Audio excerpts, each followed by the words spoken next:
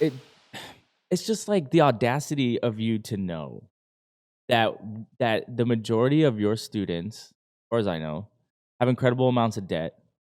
And after we graduate, you fucking call me all the time for more money.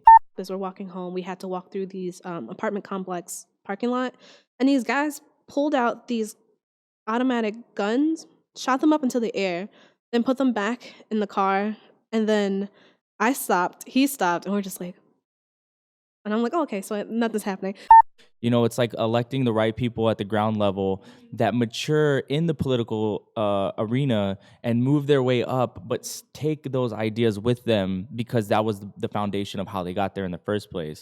The idea is that you should understand your privileges, and then when you see somebody treating me differently than they would treat you in the circumstance, you should speak up for me. You shouldn't let me do all of the work and have to take on all that burden, because while that might last with you for a week or two and you tell your friend about it, it's going to last with me my whole life. The thing about our laws is that they're ever evolving. So like when you look at like the war on drugs and you as an officer, you have the discretion to be like, you know what? I'm not going to throw this person in jail for a gram of weed. I get that it's illegal.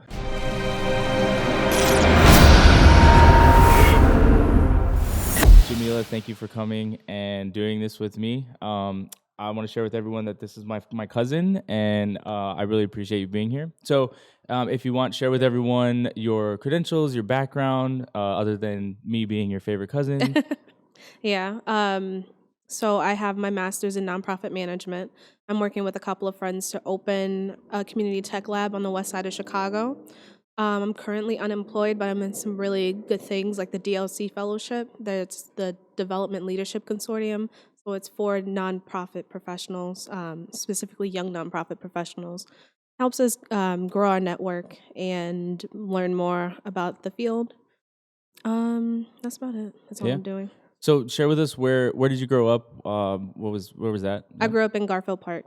Okay. Yeah. Yeah, entire life. Yeah. Well, yeah. So there was a couple years that I was gone. So for high school, I didn't want to go to any of the schools in my neighborhood. I was afraid of being a statistic. Most of my cousins, my female cousins, were young mothers, like high school age mothers. And then there was a lot of drugs and gang violence. So I was like, this isn't fun. I don't want to be here. So I thought that the best thing to do would be to move with my aunt, Bahija, to the suburbs. And so I did that for 8th grade. So I didn't graduate with all the kids that I'd been going to school with for my life. Yeah. And then freshman year of high school, I moved in with my older brother. He was in Chicago still, so that was in Amundsen. So I went from Garfield Park to Schaumburg to Amundsen, which is like, I don't know, it's by Lane Tech. I don't know what the area is called. Yeah. And then my sophomore year of high school, I went to Colorado to live with a cousin who's in the military. And then I came back to Illinois, but in Schaumburg again. So I stayed there for the last 2 years of high school and then came back to the city for DePaul. Nice. Yeah. How did you like DePaul? I didn't like it that much. No. No. Yeah. We both went to DePaul. I feel like, and that's part of why I appreciate you coming here, is because I could never understand your experience because I'm not you, right? And then in the same, you probably don't understand mine because you're not me. But while we did the same things, we're gonna have a different view on how it all looks, right? Right. And so that's kind of like the whole point of this whole platform. So I guess we'll just jump right into it and then let it go, right? Okay. So what experiences in your life shape your current political views? Ooh, my political views. I think most of my political views come from my family. So I grew up with my mom, who was Black, but my dad was still in the picture. They weren't divorced. They just lived separately just because they both wanted to be near their parents. So I grew up in my grandmother's house, which is where most of my cousins live. So my grandmother had 3 daughters and 7 sons, I think. So all the daughters lived there while I was growing up. And so each daughter, my mom had 3 kids. I'm the youngest. And then my aunt had 3 older daughters. Then my other aunt, I was still learning about kids that she had as I grew up. But then those kids, again, they had kids as kids. So I grew up with my older cousins who had their younger babies, and so my extended cousins. So I grew up in that household, and those are the people that I learned from and I got to experience life with. Some of my older cousins would treat me, I think,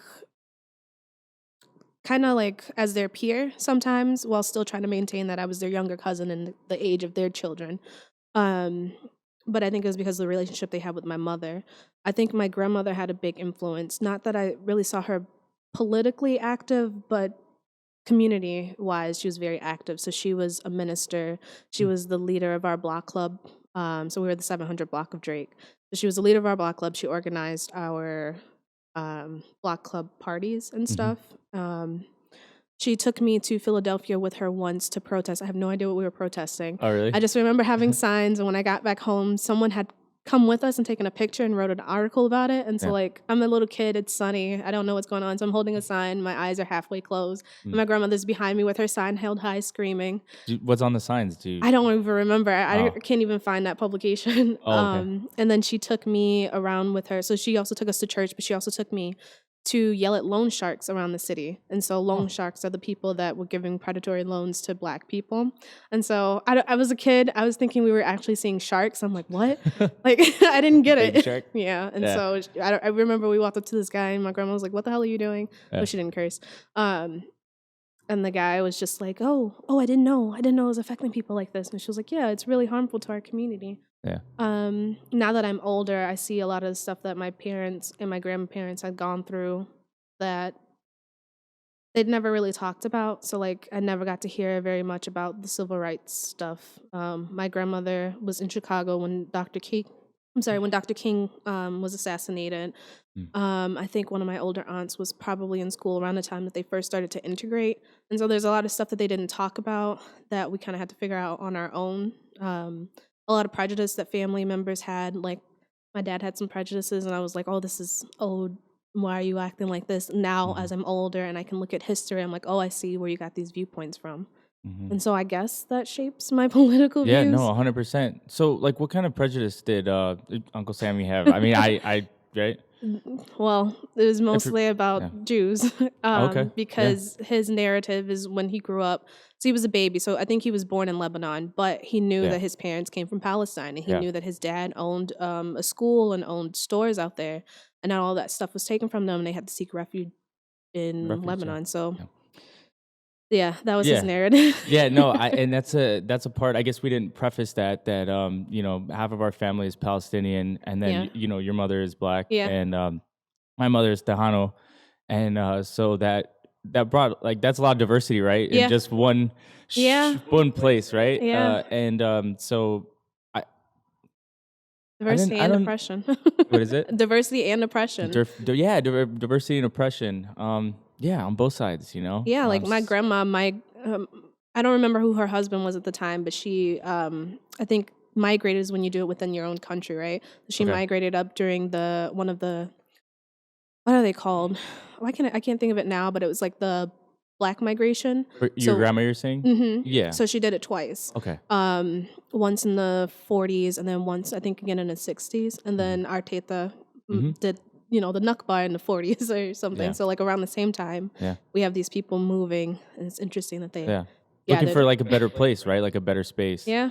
Yeah, and so, like, as I've gotten older myself, I'm learning more about those things, right? Yeah. I felt like for a good portion of my life, and I'm still trying to figure my own shit out, you know what I mean? It's like, but I definitely feel like there's a void of historical knowledge as far as even my own immediate lineage, regardless of what I think of the origins of humanity is, I know that there's, like, a lot of nuances to our family and as to why everyone is the way they are, right? And so I can only imagine how everyone else's family is also incredibly nuanced, right? Right. And intricate in that way. So yeah, it's really interesting. And then especially on your side of the family, on your mother's side, I haven't spent much time with them. I've only met them very recently and stuff. And so I'm definitely interested in how that shaped the way that you look at the world, Yeah. And so, so when you look at what's going on right now, as far as, like, we're in an election cycle, as you listen to any of the candidates on either side, obviously, well, there is more than one on the Republican side. There is, and then obviously all 18,000 that are running on the Democrat side. Is there something, like, specific issues that you feel are not being addressed, or are being addressed but are just being kind of, like, pandered to people? Like, they're not, it's all just talk. I don't think I have a really educated answer because I haven't been following Okay. anything. I think some of the things that are important to me, though, are equity for minority communities and Black communities, as well as access to these public goods that we pay into, but we don't really get to use, Hmm. and disability. I don't think there's enough access or an accessibility in the world or in our country for people with disabilities. So my parents were disabled for health reasons as Hmm. they got older. And so trying to navigate that and navigate some of the public systems that they're a part of that were supposed to help better our lives, it really just took away a lot of time for me to spend engaging with my parents. And then now trying to get unemployment, which I have paid into since, like, I've never not had a job since I've been working. And Right. now it's like hell trying to get Yeah. unemployment. And I'm like, but I paid into the system. Why can't I use it? Um, I don't know if people are really talking about that. Like a social safety net, Yeah, like a legitimate one that actually works for people. yeah. And how to destigmatize some of the views around it. Like, even trying to use it, I feel icky about it, but I know that we have it for a reason, and I'm happy that we have it for the people who do get it and who need it. But I wish that I don't know. I don't know how you could change the general thought of everybody to be like, this is something that we need because people actually have certain circumstances. Like, I don't know. How do you make people more empathetic, I guess is what I'm trying to say. Yeah, and so that's kind of, I mean, I think that by like having these conversations is like one part of that puzzle. Hmm. I think it's a really big part of that puzzle because I think that we're not communicating with each other in the ways that show that we're all empathetic to an extent, but we're almost choosy with our empathy at times, right? It's because we have the other mentality, like them us kind of thing, and it's like empathetic for us but not for them, but it's Hmm. because you're not talking to them to understand that they're just like you, so essentially it's all us, you know? I think so. I will say that the Black women that I know, we tend to be overly empathetic. So we try to put ourselves, I think, in other people's shoes, Yeah, that's even if they don't deserve it. okay. And it's been frustrating to globally not have that return to us. Yeah. Yeah, I have noticed myself and some people that I know become less empathetic. Like, their tragedies happen, like, damn, that sucks, but Yeah. at least it wasn't one of ours this time. Type of mentality. It's Ye- been tough. yeah, so and that's the thing, so when you say because I struggle with the like like you said, one of us, and I understand I understand what that means. I do, and sometimes I struggle with the desire to be part of an us, be part of, like, like I don't tell people, like, if people ask me, I'll acknowledge my bloodline, my Yeah. immediate bloodline, right? Mhm. But my initial conception of humanity is that we're all from one seed, and we kind of we went this way from Pangea, migrated around the world, Right. right? And like right now, I believe that we're on this a part of our consciousness as humans, and I believe that we're actually going to get right back here to that same seed. And so right now, I know that we're divided by how we look and how we feel and how we think and who we love and all these different things, right? And so, like, part of me is like, I recognize that certain groups of people are treated a certain way and marginalized, and then other groups of people are revered and just given a pass and like all these things, you know? But like I try, and I think we had this conversation before.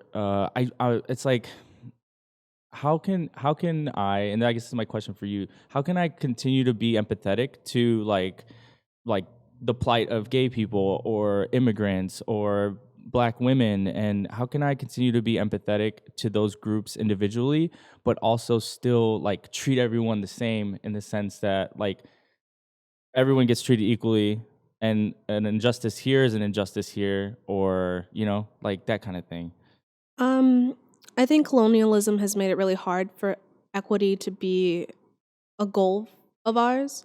Okay. Not equity, for equality to be a goal. Is equity and equality the same thing? I think they're I a would little kind bit of different. put it, I would say, yeah. There's this And little probably image some of where scholar somewhere that's going to destroy it based yeah. on definition. There's But this yeah. little image that shows like these people trying to like look over to see like a baseball game or something, and Yeah. so Oh, equality, yeah, sorry, go. is Yeah. like everybody has two stools to stand on, but Yes. someone's still short, so Yeah. they still aren't going to be able to see. And then I guess there's some people will say equity is to give that person more steps so that they can actually see over the fence. And then there's this, I guess, a third space that other people have been trying to identify and play with, which might be justice or something like that. So I think I the way that I speak is kind of metaphorically, so this metaphor might not make sense. I never get to the point either. But No, when yeah. I think of like trying to treat everybody on the same plane, but still understand each little niche that comes with everybody. Yeah. Maybe think of it the way that you would talk to some of your younger cousins or nieces or something. Mm-hmm. At age 5, you speak to them different than how you would speak to them at age 16, ideally, because the things that they come with are different. Like at 5, they might just know, I don't know, Barney. At 16, they know about Ferraris and sex, and you're like, oh shit. These conversations have to be different. And so you're still treating them like an individual, but still meeting them where they are. That's awesome. Yeah, I get that. Yeah, no, that's legit. And that's I've definitely made a conscious effort to try to do that, especially with my communications. And honestly, like even in my business, that's one of my main things that I tell people is, there's no sense in sending a message that will never be received. Right. And so, I can curate the most wordy, incredibly targeted message that like it just goes over some people's heads or it goes under them and they're like, right? And so meeting people halfway is pretty important. And listening is the biggest thing. So I curated my Twitter feed to be primarily disabled activists because I wanted to know more about disabilities and how I could be a better ally. And so now I see that most people I follow are disabled and queer. And queer meaning people of the whole spectrum. So it's a long acronym, so I just say queer. Just to see the things that I'm not going to really be able to experience until I become disabled or unless I identify as part of that community and make friends in those communities. I don't really have that access in my personal life, so I listen to them online. A lot of them, I think, are journalists too, so they write think pieces and I don't know, big Twitter threads that really break down issues in a way that I wouldn't have thought about it myself. Obviously now I've listened enough. I should be moving towards the point of action. So I'm trying to figure out those next steps, but listening is a big thing, just to hear how other people are thinking and expressing their views. I think because empathy is always the idea of being in someone else's shoes. So maybe practicing that through listening, which is hard sometimes. I find it hard for people that I think, like, I don't really want to listen to a white Republican kid who has like generations of wealth, right? But that's rude of me not want to consider how they're thinking. So then I would want to read things like White Like Me and other books by white people talking to white people about addressing privilege and things like that to understand how I can, if I'm going to engage in those conversations, how do I do that more effectively? Yeah. Yeah, no, I understand exactly what you're saying. When it's even hard for me to listen to certain people, but I know that I have to give them that time because then I don't get a time to be heard.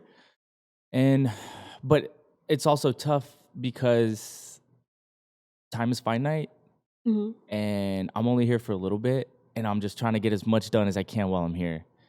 And sometimes it's like, it's not that I don't want to hear what you have to say, but it's like the time for talking is done. Like, let's get some progressive action going, right? And it's kind of like, sometimes I find like we're talking in circles instead of actually like making decisions and doing things, It's like in our lifetimes, like, and even things that we think are like done, like they're done deals, like Roe v. Wade, right? Like that's supposed to be a done deal, but for whatever reason, we're still talking about it, just trying to repeal it in some states and stuff like that. And it's like, I find it incredibly like disheartening sometimes because, like what else are we going to roll back? Like, or what else are we still talking about that should already have been done? Like, women's suffrage and civil rights and the labor movement and stuff like that. Like those things, we thought we were done talking about those things, but we're still trying to roll back a lot of those, I think with issues like that, it feels done for those of us who've done the work. Hmm. Um, we did the protest, we got bills signed, and we're like, yeah, that was a milestone. But then we got these bills signed because of what? So if those other people who really have these decision making powers don't believe in it and don't trust it, then we haven't really finished doing the work because they're not in on it. So then the work will constantly need to be done. And so like it's right now, it's not even a point of maintenance at this point. It's just we're trying to actually still get these things into people's mind. Yeah. So do you feel, so to your point, I was having this conversation with someone yesterday about being more active Mm-hmm. and even just talking Yeah. as a form of activism. You know, it's really everyone. I understand people being incredibly apathetic to the political process because you know, you hear people say, "Well, my vote doesn't count." Yeah. Right? Yeah. And it's like, you know what? You know why your vote doesn't count? Because you didn't vote, so I have nothing to count. Right. But if all of us went out and we voted, and we're all in this place, and we all know that we all voted for this one thing because we all told each other that's what we wanted to vote for, and we all Right. said this is what we wanted, like civil rights out in the streets, you know, fighting for what you wanted. Everybody at that time knew this is what everybody wanted. Yeah. And so when they went to the ballot box to vote for people that were going to enact legislation that was reflective of what they wanted, like there was some buy-in to that. And I feel like now it's like everybody has an opinion and everybody wants something. Yeah. But like when voting time comes around, like they're not there. There are a lot more now than before, and I appreciate that and I want that. Yeah. But it's still not enough. Like half of the population voted for president in the last election. Right. There's 330 million people here. I think when it comes to that idea of my vote doesn't matter, there's more behind that statement. Yeah. So when I say that, what does that mean to me? And when you say, what does it mean to you? For some people, it might just be structurally, they don't understand how their vote matters. So like I made this vote, but then my electoral college decides who they're actually going to vote for. And then like some people need that understanding. For other people, it might be more of you don't just need to vote. You need to make sure you're talking to your relatives and your friends to get them to understand what's important to you and why it's important to you. When Trump won the election, a lot of people were frustrated because they're like, am I really losing friends and family members over this? And they're like, yes, because you don't understand how while you were voting in the interest of your business, all of these other repercussions were going to happen to me and my wife or me and my best friend, my neighbor. The And community. Yeah. At large, yeah. Yeah.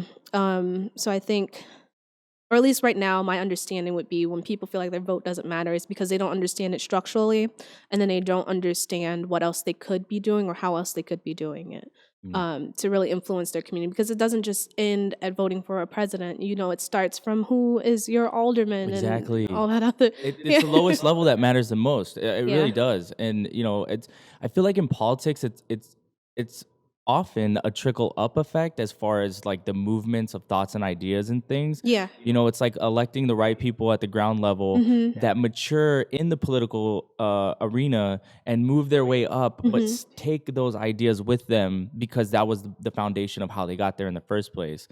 And sadly, for the most part, from what I've seen is, I mean, the majority of the politicians we have now, they forgot all that, right? Yeah. It's all about the money. And I'll acknowledge that I don't know every politician in the entire country. And so I could be totally wrong about that. And I'd love to know that I'm totally wrong about that. Because I know there are a lot of really good, you know, local, like civic level politicians. There are a lot of really good people trying to do a lot of really good things. And I don't think the local people get paid very much. Our alderman, I think, he was also a Uber driver just to make really? rent. Yeah. That's cool. Well, I mean, that's admirable, I guess. I don't know if he was doing it because he needed to, or if it. I mean, to be honest, being an Uber driver is probably one of the best ways to meet your community. Yeah, I think he was doing it because, from what I remember, he was doing it because he needed to. But also, he was something else that I really liked about him was that it took him maybe 20 plus years to get his bachelor's. And he was like, there was a lot of shit that came in the way, but I never stopped trying to reach this goal. Yeah. I think he made it. I can't remember. So do you agree with the assertion that tuition should be delete free? It? Yeah. Well, okay. So there's two parts to that, right? Okay. All of it. Free and delete it. All of it. Yeah, all of it. Yeah. So the two parts are obviously the eradication of existing student debt Yeah. that are held by the government holds those debts, right? Mm-hmm. And or we hold the debts. The government owns the rights to get paid back for it. Yeah. And the flip side is free tuition for state schools. Mm-hmm. So both of those things you're for. I think so, yes. Yeah. I have a friend that I think she's been working really hard to pay off her loans, and she was like, I'd be pissed off if I paid off my loans and then the next year everybody just got theirs waived. And I'm like, I would be pissed off too if that were me. That's not me though. Yeah. So I'd like to believe that if I was in that shoes, I'm like, well, you Yeah. know what? Good for y'all. I Yeah. had to work my ass off, but good for y'all. And you know what? Like honestly, I really like. I think the military did it for me Mm-hmm. in the sense that because in the military you give yourself for everyone else, That's right? so frustrating. Like regardless, Yeah. regardless. I mean, you're literally saying I will die for people I'll never meet, but I'm down to protect, right? Right.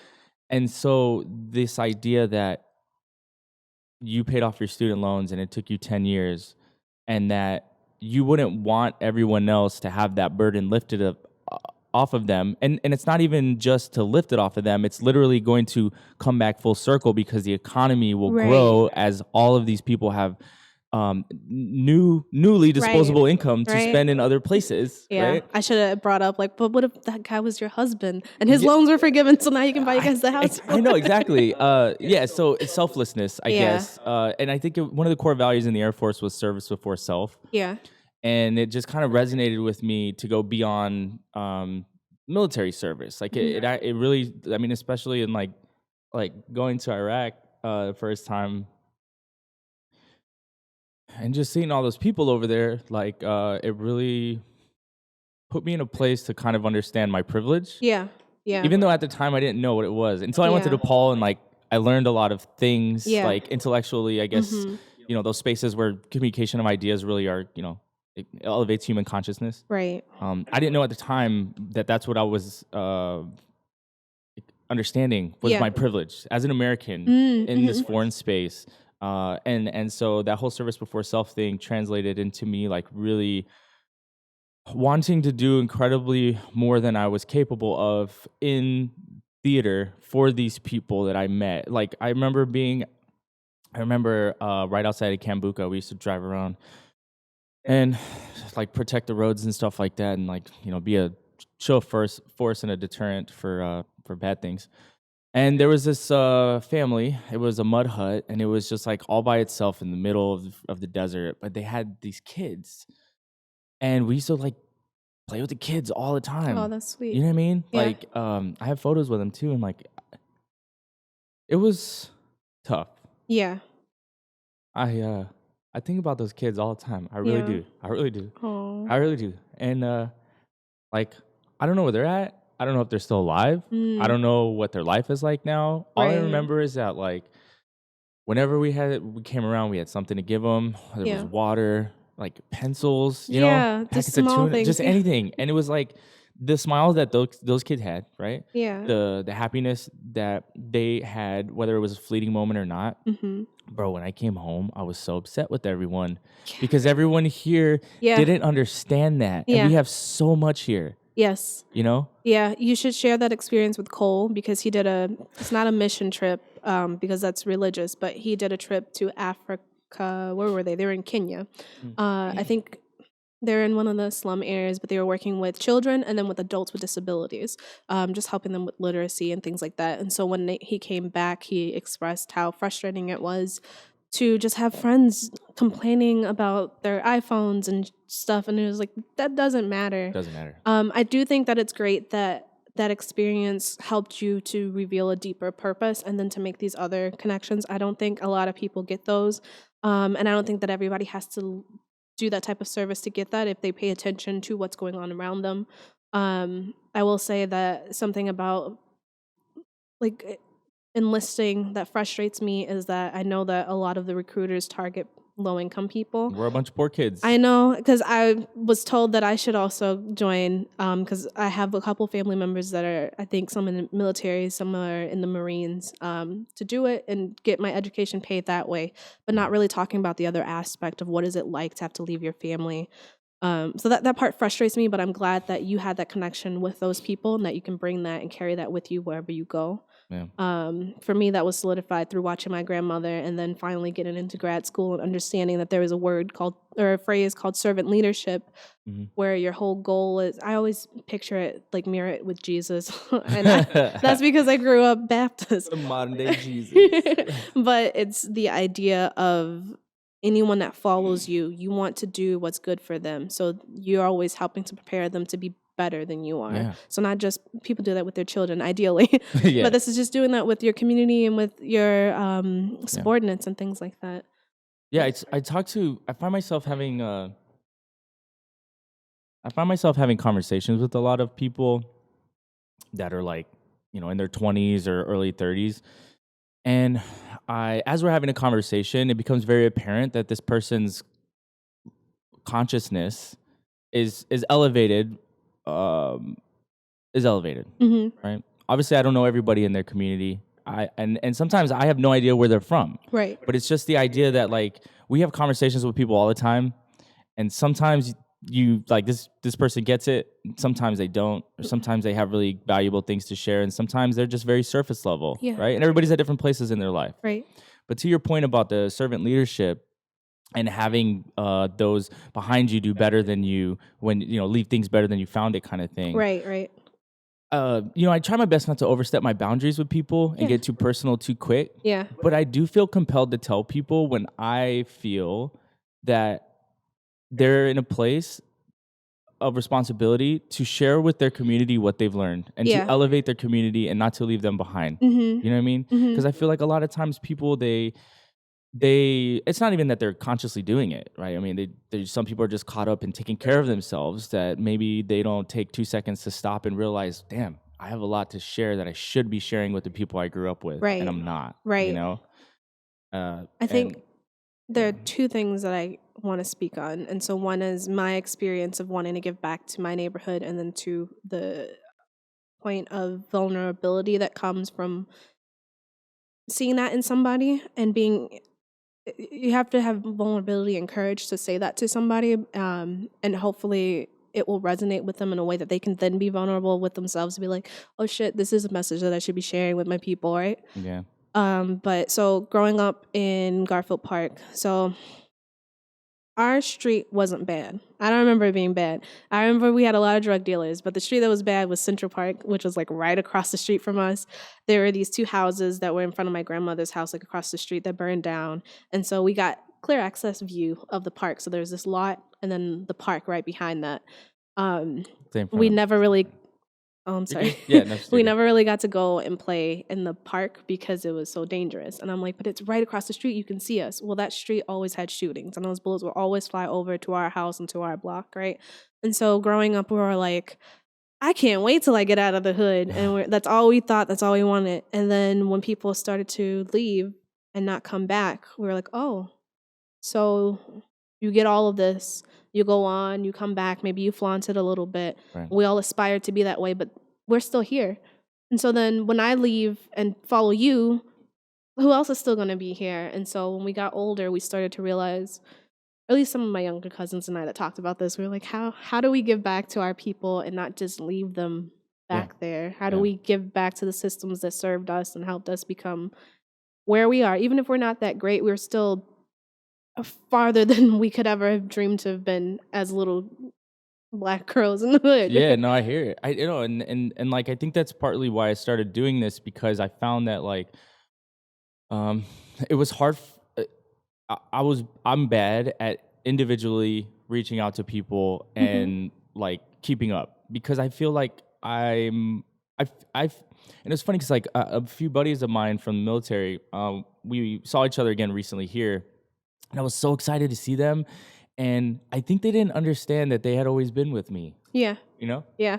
Because we hadn't talked for a while. Yeah. But like they were still there. Yeah. You know? But I feel that way about a lot of people. Yeah. And so I think like part of this is my way to kind of blanket effect share with everyone. Yeah. What I'm thinking, what I've learned, what I'm feeling, what I'm continuing to learn, the people that I'm engaging with. Like I had my professor from DePaul on here. Oh, nice. For the last episode I shot. Yeah. And so it's like, I met this person because Mm-hmm. I enrolled at DePaul and I went to school, whatever. But I brought this person because I want all of you to hear what this person has to say. Yeah. You don't have to. I mean, if you want to go to school, yeah, I do. Yeah. It's cool. I would love for you to do that. But it'd be shitty for me to gain all this access and learn all these things and then just keep it to myself. Right. You know. Right. So yeah, I definitely I know what you mean. Like I I kind of noticed that too when I was younger. Like I grew up in the hood in San Antonio. I have no idea what the hood in San Antonio is like. So I mean, every hood I guess has its own nuances. Yeah. I grew up in the east side of San Antonio, and San Antonio is it's segregated too. So the south and west sides are predominantly Mexican. North side it was where a lot of the white people lived, and then the black people lived on the east side. Okay. And we had this conversation about how I don't like to identify people with their colors, but Right. it's not like I'm not colorblind. It's just again I'm like here where we're all the same again. It's kind of Right. like where I want to go. Mm. So anyway, but yeah, so that's how it is. And my high school was predominantly black. Okay. But it was a mix though of Mexican and black, but it was like the black high school, right? It was predominantly a lot of black people there, and there was a couple. I think there was a Roosevelt, was it called, or something? There's like maybe 2 or 3 other ones that were like known as that, right? But Okay. other schools in the city, it was either like a bunch of white kids on the north side, or it was just like all Mexican kids and John Jay out on the west side somewhere, stuff like that. So, like, it wasn't far. It wasn't, and I didn't grow up here in Chicago on the south side. I live in the west side now, and kind of like what you were saying about like you didn't feel like your street was bad, but like you can understand like some other people would probably see it as that, Yeah. because they didn't grow up in it and they don't understand it. Right. Like I grew up with all that. I mean, there was kids snorting heroin on my bus. No, real talk. Yeah. I mean, like people smoking blunts at the bus stop, and like, like we were just like doing our best to like make it all happen, and so I think it's very similar to a lot of hoods Yeah. all around the United States. Right. And again, each one has their own nuances and stuff, so I won't act like I know all of them. But it definitely gave me a pretty interesting perspective, like really early on, and that was one of the places that we grew up. We spent the longest in that W.W. White and Rigsby, Delcrest, that's what it was called. It was cool. It was cool. Right? Part of me wouldn't change it because it definitely helped shape me who I am today. Right? Yeah. But I definitely don't think that like you said about me going to Iraq and having that experience and it like finding the good in that, like Right. like just because we can find good about like being toughened up because you grew up in the hood and coming out a little bit more conscious and like it doesn't mean like we should like want that. Yeah. You know what I mean? Like Yeah. Yeah. But in the same time, I was having this conversation with someone about the suburbs. Like I feel like the suburbs kind of ruins people a little bit because it makes them really, really comfortable, The suburbs I have been in have been very interesting. Yeah. So Schaumburg is interesting because a lot of kids have easy access to the city. A lot of people came from the city and went there, and so the kids who've grown up in Schaumburg with a certain amount of privilege and safety, they always wanted the adventure and danger that I saw in being from the city.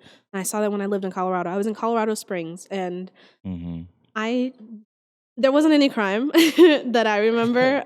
It's the Air Force Academies out there, right? Maybe. Colorado Springs? Yeah, I think that's what it is. I just remember it as a retirement place. And all the kids wanted to be hood, gangster. I don't know what they wanted to call it. And I was like, where do they even go to get this information from? Like, do they go to Denver and look in apartment complex parking lot? And these guys pulled out these automatic guns, shot them up into the air, then put them back in the car.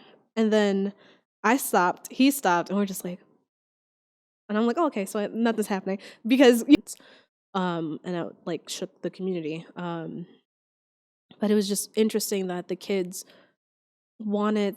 I just call it the MTV or VH1. It's the videos, rap videos and shit. Like, because I'm like, where are you guys getting these ideas from? Why are you acting like this? Like, you guys, to me, I was like, you guys have so much. Like, you have space to breathe. You can walk outside and nothing will happen. But then there was 2 like really weird incidences that like my cousin and I were walking home from school. I think we had like he was in football, I was in soccer, late practice. We're walking home. We had to walk through these apartment complex parking lot.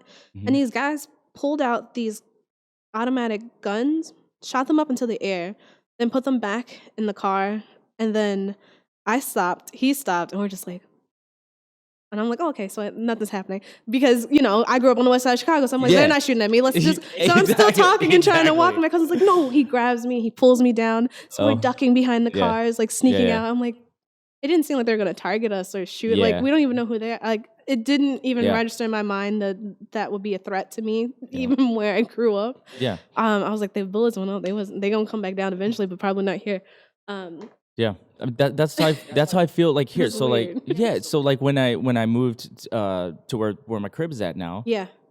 like when I tell people, they're like so scared, Yeah. and I understand, like and part of it's like part of it I think is the Chicago elitist thing about like what neighborhood do you live in, that bullshit. But then the other part is like a genuine fear of the West Side because Yeah. they're from the suburbs and they hear don't go to the West Side. Yeah. Don't go to the West and South Side. Or like people that move here from other places, Yeah. don't go to the South Side. Don't go to the West Side. Stay in the North Side. Stay downtown. Right? Even so, as a kid, I would be on like teen Pull this chat. right here in front of your face. Go this way. This Yeah. way? No, this way. And turn it. This way? Yep. Okay. And then talk to me. There you go. Does that work? Perfect. Okay. Yeah, I just want to make sure we get all of it. Yeah, Okay. So, going to Schaumburg is where I learned about teen chat rooms, right? Yeah. So we would be on there, and then we always had a different persona. But once we got to know somebody, we were like, oh yeah, I lived in Chicago, or I'm from Chicago. Random people from all over the world would be like, oh my God, that's so dangerous. dangerous. And I'm like, how do you know that it's dangerous? But yeah, it's frustrating because like, I'm not a homeowner, but I know Not yet. the families that I have that live in suburban areas, there are like associations and stuff that are like, your lawn has to be kept to this point. Yeah. You can't have this there. Or there are places where there's someone will come and mow the lawn for the neighborhood or something Yeah. like that. We don't get that here. So it looks ugly to other people. They don't see the humanity in the people here. They think everybody's a crackhead. And you're like, come on. Yeah. Just... Yeah, don't no, know what's going it on. is. It's unfortunate. Like, and this, I mean, this is what I tell people. It's what I learned growing up in Delcrest. Mhm. It's like you treat people with respect, and they'll return in same. Like when the dude started shooting everywhere, and you're like, "Well, he's not shooting at me. I didn't disrespect that guy. He's not coming for me." Right. That's almost like street code stuff that a lot of people don't understand. Yeah.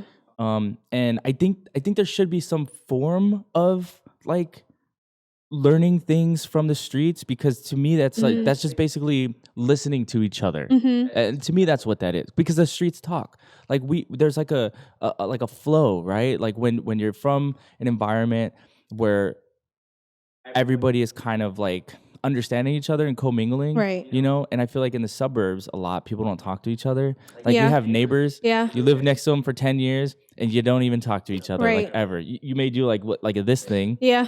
If you see them. If you see them. if you see them, and then that's it. Yeah. And you may occasionally be like, oh man, like, you should probably cut your grass. Right. Like, that's right. it. Or right? let me help you cut your grass because there's no apparent threat out there. That's interesting to me because I was thinking about what community meant to me, and Yeah. I saw something really interesting that someone pointed out, and I was like, oh shit, that really resonates with me.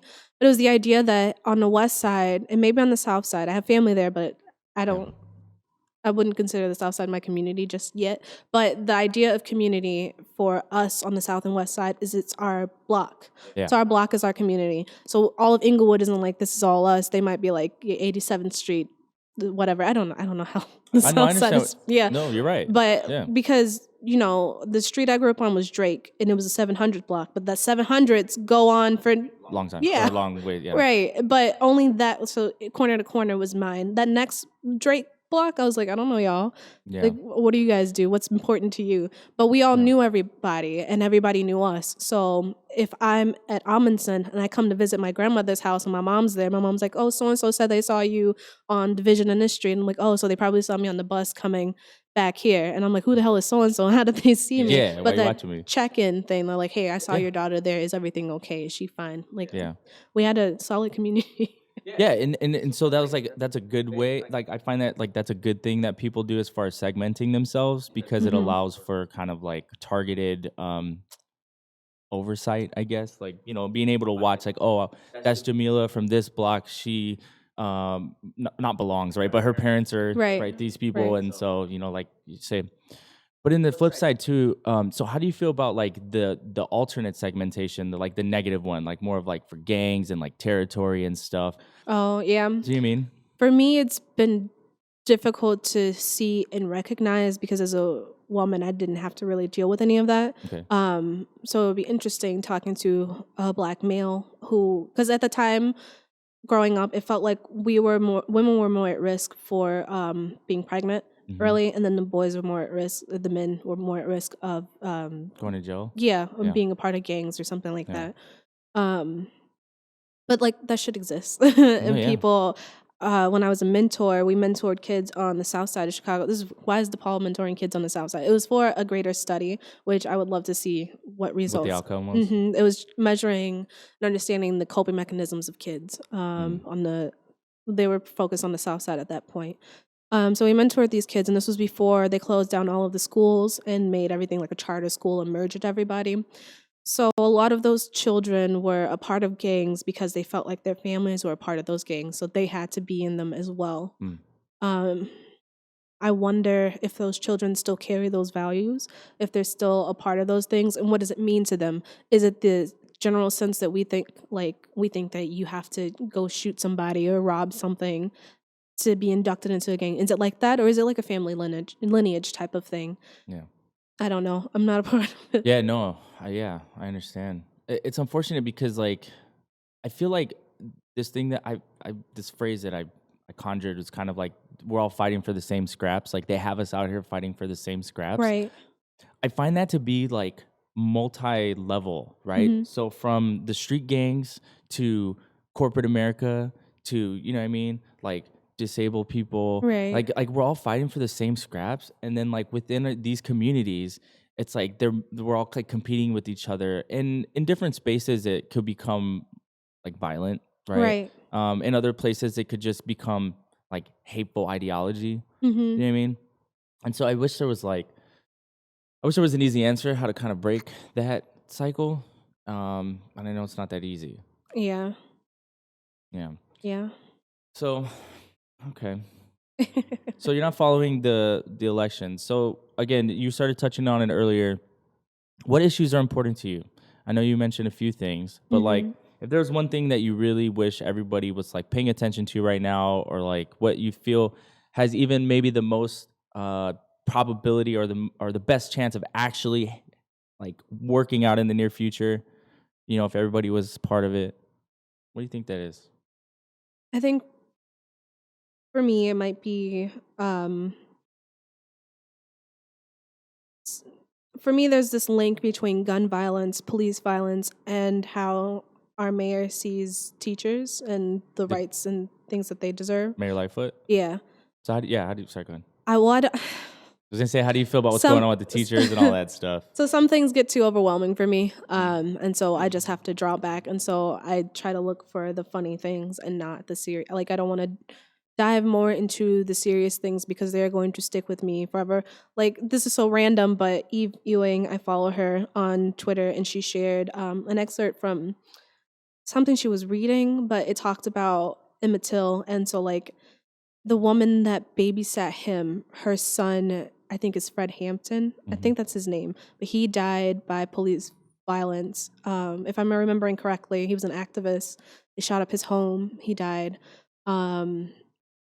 His mother watched Emmett Till, and then I don't know. But at the very end of this little excerpt, it talks about Emmett Till having a list. Never knew much about Emmett Till, like how he really looked before, what he was interested in, those things. I didn't think about that stuff. I understood the story. I understood it was terrible. Didn't think about him as a person and what else that meant. But the idea that his lisp could have caused that whistle sound that someone overheard.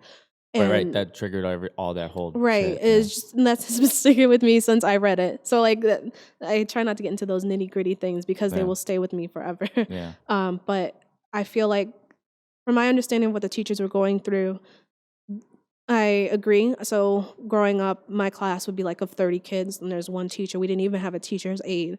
A lot of the stuff that the children were going through, I've never had counselors. I've never had a teacher's aide. when I grew up, I never I did had no either. idea. I Not never, until yeah. Schaumburg. Sorry, Yeah, no, really? we had a TA in Schaumburg in one Yeah. class. Sorry, but go ahead. Yeah. But like you have 30 something kids. Like I have a friend, I think you know her, Kayla. She works as I don't know what she's doing now, but she did work in a daycare center, and she could tell that some of the kids had some heavy drama just by the things that they were reenacting Mm. as like 2-year-olds. And she was Right. like, I don't have the skills to work through this with these children or with their parents. And then you think about that for any kid after the age of 2. I was understanding that they wanted more counseling services and mental health services, just other things that were going to help make the student lives better, and that it wasn't just a conquest for higher wages, which they deserve higher wages too. But yeah, I feel like that coincides with police violence and coincides with gun violence, and that all of that needs to be reworked. The idea that we have a multi-million-dollar new police academy, but we don't have those same measures in place for our schools and students that are growing up, Yeah. it blows my mind. Yeah, it is. It's like I see that a lot. Like some people call it the misappropriation of funds, like money going to the wrong places. And I think a lot of people had a lot of hope for a new mayor based upon kind of like who she is, Yeah. right? And I know a lot of people are kind of slowly being disappointed, I guess. Like maybe even with this whole teacher strike thing, they thought it was probably going to go a different way because of who they thought she was before she got elected. But I think that's like kind of a lesson for everyone that like we obviously have to go off of what someone's telling us, Right. but at the same time you have to empathize with someone and know that while we elect someone that's running on a platform that's for us or for them, when they get into a position of power, the good ones do shit for everyone. Yeah. Right. And hopefully it's like a good thing for everyone. I don't know too much about the where the money was spent for the police academy. Is that the one that's down the street from my house, like right on Jackson? Maybe. I have no It idea. looks new, and I see a lot of cops there. It's the police academy. I think that's the one you're talking about. Yeah. So did you? Speaking of that, I noticed here especially, like I said, in San Antonio, everyone is like. Everyone, while there's like the 3 main groups, I mean, and there's sprinklings of other kinds of people. And granted, I've been gone for, I don't know, maybe I left in 2011 when I left the military. So it's been almost 10 years now. Okay. But when I left, it was, predominantly Mexican or Hispanic or Tejano or whatever people were identifying as down there. And then white people, and then black people, and then there was pockets of other, like Right. Indian people moving in. A lot of technology workers were coming and stuff like that. Here, there's incredible diversity, right, in Chicago, like everywhere. But this is one thing I noticed. I noticed the police force oftentimes doesn't look like the community that they're policing. True. And then I also noticed that they're usually like, it'll be like 2 black cops together. It'll be like 2 white cops together. It'll be like 2 women together. Or there'll be like 2 white women, or there'll be like 2 Hispanic women. Okay. I noticed that. And I don't know if that's like, I don't know if it's by design or if it's something they're doing on their own, or like, because I know within those ranks, like there's kind of like a subculture. Right.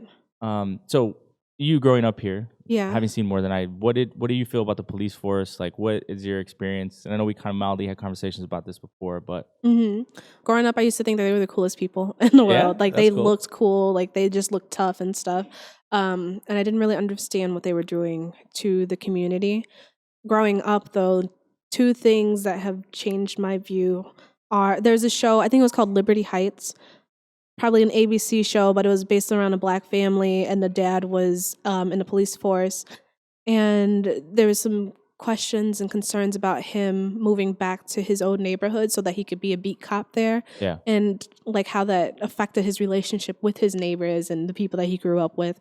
And then going to Ireland, we talked to, I think, a chief of police in Northern Ireland somewhere, and they were talking about how they were trying to make it so that Because the segregation in Ireland was against the Protestants and the Catholics. Yeah, it was religious. Yeah, which is so weird to me. I'm like, how do you even know? Like, is this cross like lean to the side a little bit? Like, I don't get it. But it's ironic that you believe the same thing, but you still find something to be different about. Right. But it was religious, but also national, I guess, like who's a nationalist and who's whatever the opposite of that is. I don't know why I keep mixing those up in my head. But Chief of Police was saying how they were trying to do better at having more Catholics on the force, and how they're going about trying to get more Catholics and make it equal, because it was just mostly Protestant. So you have these Protestant cops in these Catholic neighborhoods because they're still very segregated. At least when I was there. And I was thinking back about how that relates to now, because I'm like, how many Black people do I know actually want to be a cop? And how many people think that might be like a way of selling out? How many people think it's a way of infiltrating the system from the inside and being able to make change? I don't know. But those things, trying to think of them in a Chicago context, we don't have many cops in our neighborhood that I see. We do have beat cops that frequent the cafe. One's an Irish guy, the other one's like a Hispanic guy. Talking about where he works? Yeah. Cafe? Yeah. Okay, yeah. And then I've seen one other guy the time that I've been there, but the Irish dude and Hispanic dude I've seen a lot.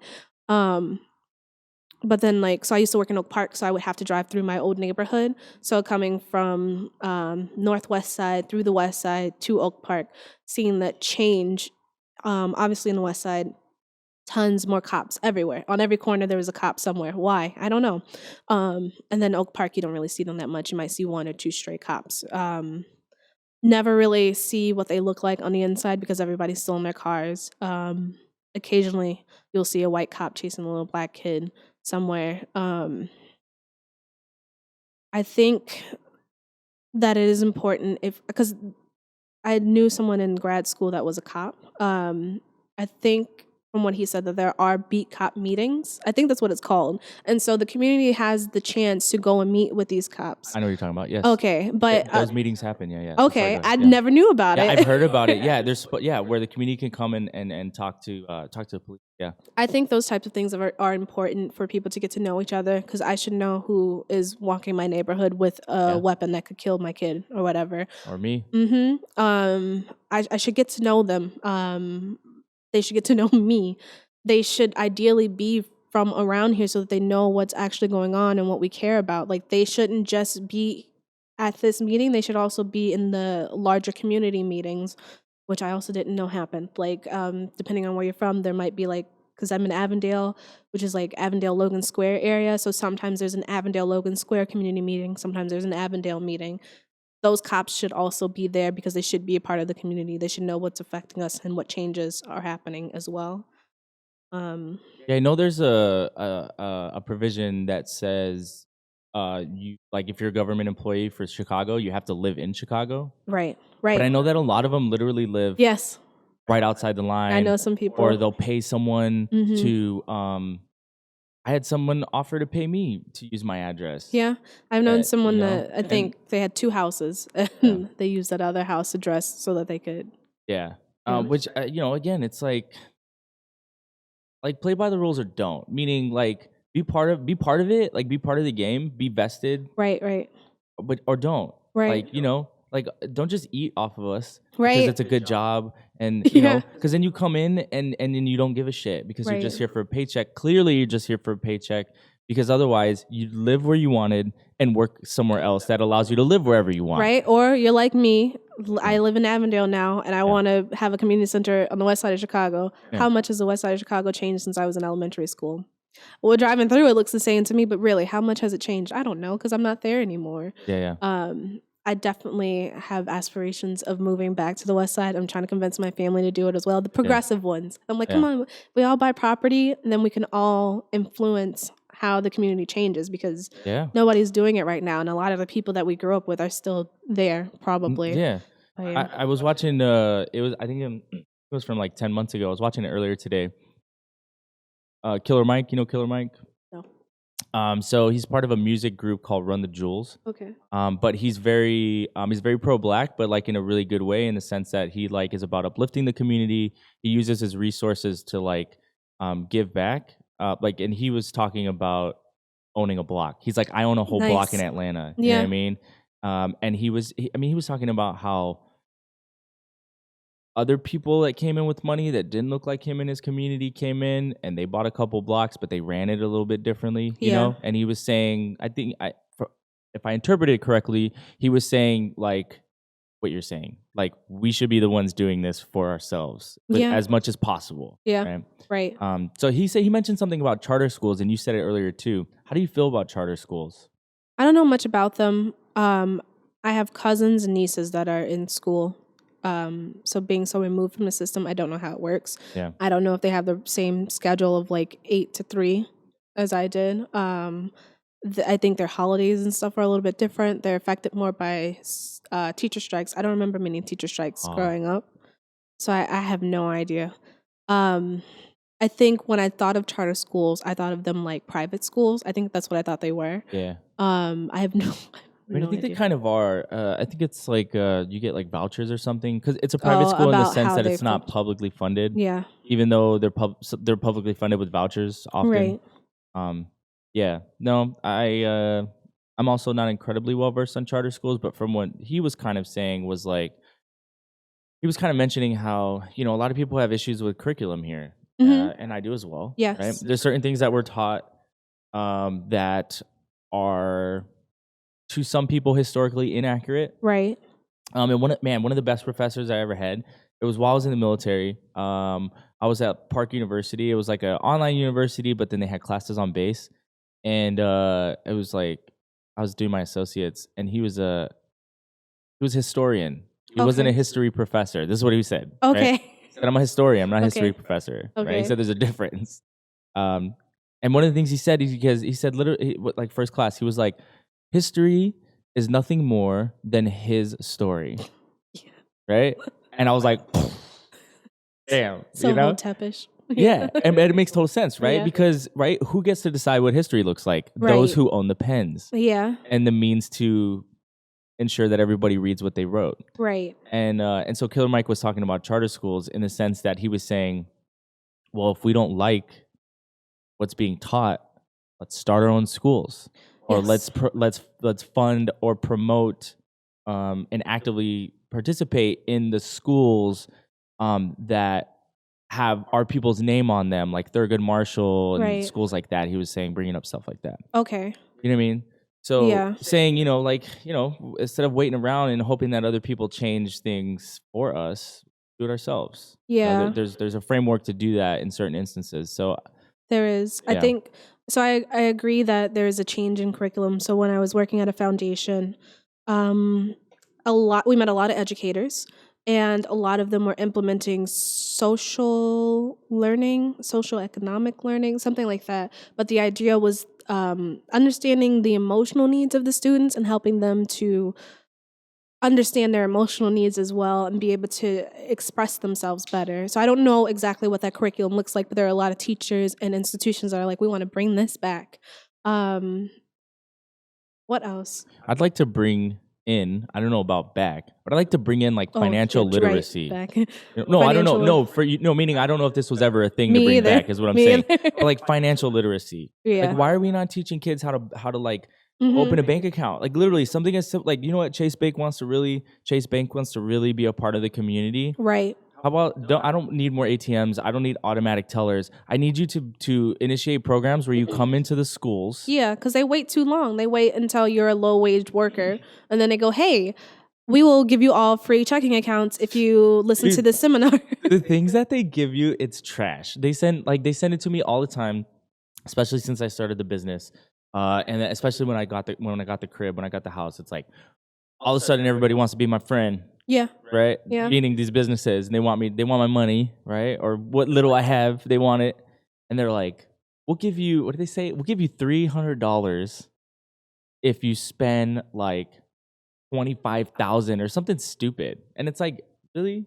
You're gonna give me Right, $300. right, for spending Spending like outside 20, my means, yeah, possibly. exactly. Yeah, It's just ridiculous. It's like to me, it's just almost like a slap in the face. It's like, yeah, it's frustrating because I remember working at any place where I worked that I made minimum wage or less. yeah, There were always people that wanted to come in and sell us something. yeah, Always banks that wanted to come in and say, "Hey, we'll partner with your employees, or if your whole company moves over to us, we'll give the employees these types of things, and you refer these other people, and you guys get $100 back." Like, it's predatory in a sense. yeah, What I liked about working for that foundation is that I got to meet so many nonprofits in Chicago that had identified all these other issues that were going on.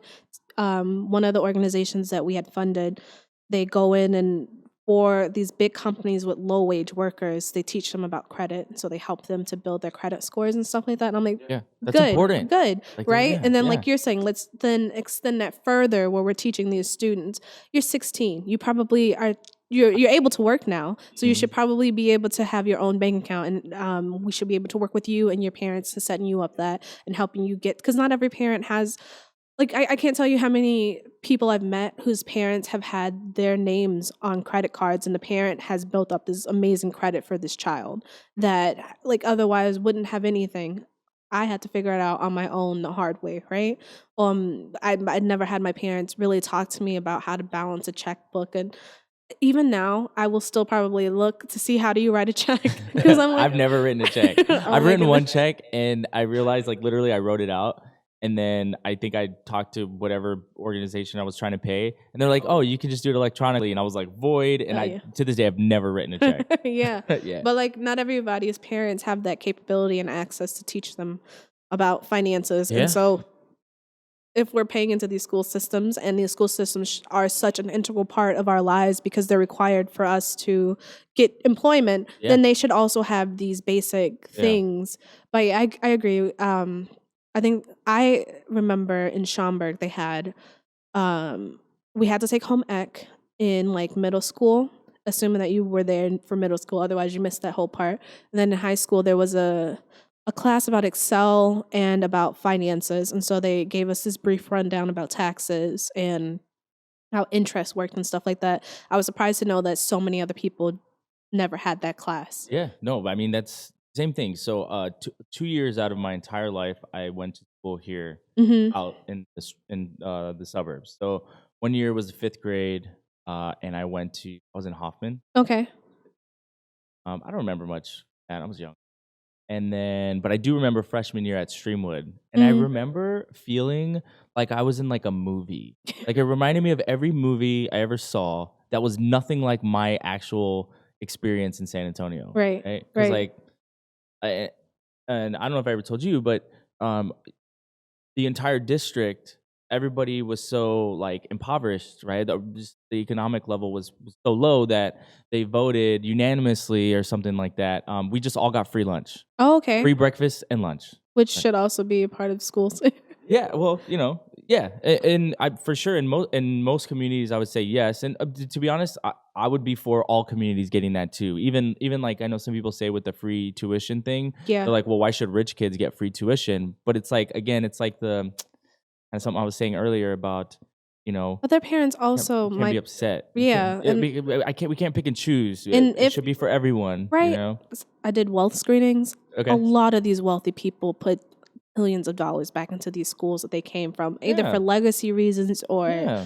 There's a lot of good rich people. yeah. Well, I don't know Like if it's good, but meaning like there's a lot of good rich people that give back to certain things. yeah, but it doesn't mean that they're doing it for good. It could just be, I don't know. But yeah, there are a lot of people that give back to these schools. I don't give back because I'm like, I'm still waiting to actually get something out of this.